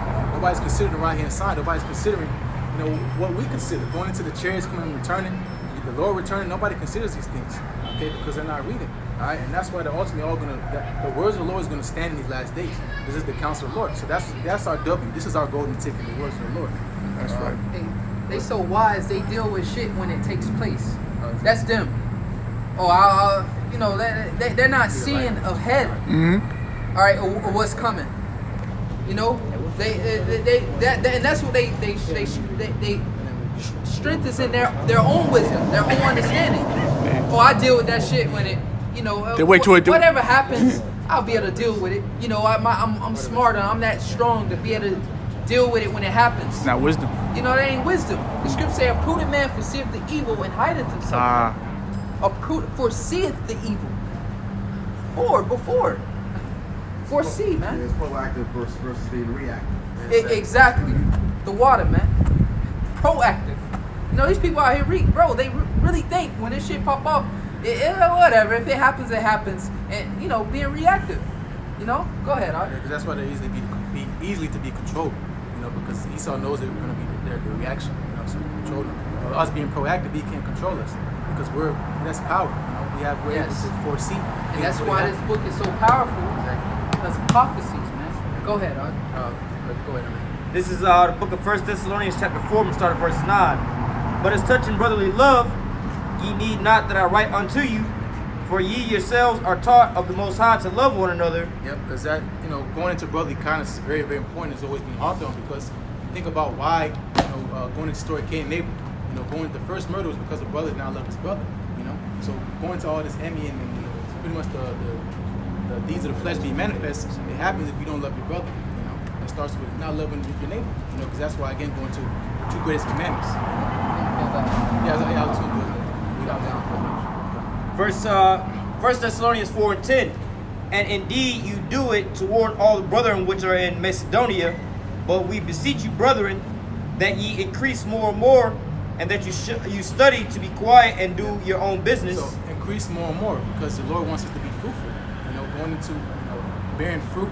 The Lord said if you don't bear fruit, He's going to cast you down into the fire. So the Lord wants you to build upon what He's giving you, because we're going to the light. We're going to another prayer, going to the talents. All right, you having this wisdom, you're supposed to build upon this, okay? Because this is a business. All right, it's the Lord's business. So when He's dishing out and giving people loans, which is this word, He expects you to bring something back to Him. You know. So He said, increase more and more. Read again about study, be quiet. Verse 11, 1 Thessalonians 4:11. And that ye study to be quiet and to do your own business and to work with your own hands as we commanded you. And that you walk honestly towards them that are without, and that you may, and that to walk honestly with them that are without, meaning they don't understand the scriptures. You know, walk honestly, you know, meaning you're not partaking, you're not doing that, you know, nigga stuff that our people do. You know, so walk honestly among them. And that's a skill, you know, because peer pressure, you think about peer pressure. A lot of people are full because of peer pressure, you know. But we can walk honestly among the most wickedest of our people. it says, I'll let Grace do it. You know. and it says, verse 12, and that you may walk honestly towards them that are without, and that you may lack nothing. But I would not have you to be ignorant, brethren, concerning them which are asleep, that ye sorrow not, even as others which have no hope. Yep, sorrow not as others that have no hope. Because again, a lot of people are going to lose their hope in these times. Don't lose your hope. We have hope, okay? So the hope is in Yahweh Shemashai. That is our hope. So don't be like others that's going to be sorrow and sad. Don't be giving into the energy. They're going to be fine. Don't be, you know, stay on Yahweh Shemashai. You don't separate yourself from the Lord. It says, for if you believe that Yahushua died and rose again. So if you believe, so that's the point. If you believe, do you believe? You know what I'm saying? If you don't believe, you're not supposed to be here. You're not going to last. So if you believe on Yahweh Shemashai, this is our success story. Go ahead. It says, verse 14, if you have believed that Yahushua died and rose again, even so them also which sleep in Yahushua will the Most High bring with them. Yeah, so those that sleep, those that pass away, so to say. Okay? Those that sleep, they're going to be with Yahushua too. That's what we're going to all that. Right? For this we say unto you by the word of Yahweh, that we which are alive and yet remain unto the coming of Yahweh, or of the Lord, shall not prevent them which are asleep. Yep, because not everybody's going to die. Okay, going into the elect. All right? A lot of us are not going to taste of death from our birth. Right? So concerning those that are, you know, we're not going to prevent those that are asleep. Okay, because going into the elect that are asleep right now, okay, they're going to be risen first with the Lord. All right, let's get into that, but just because they pass away, it has nothing to do with those that are going to be alive. We're going into hoping to be, we're going to be alive in the time when the Lord returns. It says, for the Lord himself shall descend from heaven with a shout, with the voice of the archangel, and with the trump of the Most High, and the dead in Hamashiach shall rise first. Then we which are alive and remain shall be caught up together with them in the clouds to meet our Lord in the air, and so we shall ever be with the Lord. So caught up in the air, meaning we're going to get beamed up. We're going to meet them, okay, those that have slept, you know, going into our idols that passed away, that were in the faith, you know, and so on and so forth, going into the martyrs on this side, you know, those believers that are going to have to pass on this side, that's still alive, you know, but we're going to meet them in the air, okay? So we're going to meet them somewhere. Those coming with clouds being the chariots, okay? Those going to beam up his elect. We're going to meet them. Go ahead. One more verse. It says, wherefore comfort one another with these words. Yep, so that's supposed to be comforting. Okay, we have a success story. We're going to win. Okay, we have a victory. Okay, and that's why you should be in good spirits, because we're getting ready to get the biggest W, biggest upset ever on the planet. You know, right. People like us are going to be sitting on thrones. That's right. This is going into having imagination. Same. You know, we're going to be able to be royalty again. You know, be able to go back. Go back to our first estate. You know, being gods. Okay, this is not when the Lord says that you are gods. What do you think that means? You know, we're going to be like going to those giants, okay, that the minion, you know, Jake want to power up and do all that stuff. It's coming, you know. So that's what you should meditate on, because I know Brother Quan did a lesson about think about life. What for purpose Brother did speak life. Speak life, you know, right? Because we're here to win, to live. You know, all that dying stuff, that's for 2/3. Okay, we made a covenant with death. we made a covenant with life, and that's our Yes, life sir. is Yahushua. That's right. Allah. Goes up with that. Goes with us, be edifying. As always, when we give our praises to Yahweh, Ba'ashem, Yahushua, Ba'ashem, Rakah, again, double honor to the elders and apostles of the millstone, and peace and blessings to the whole faith of Israel. Shalom. Shalom. Sir.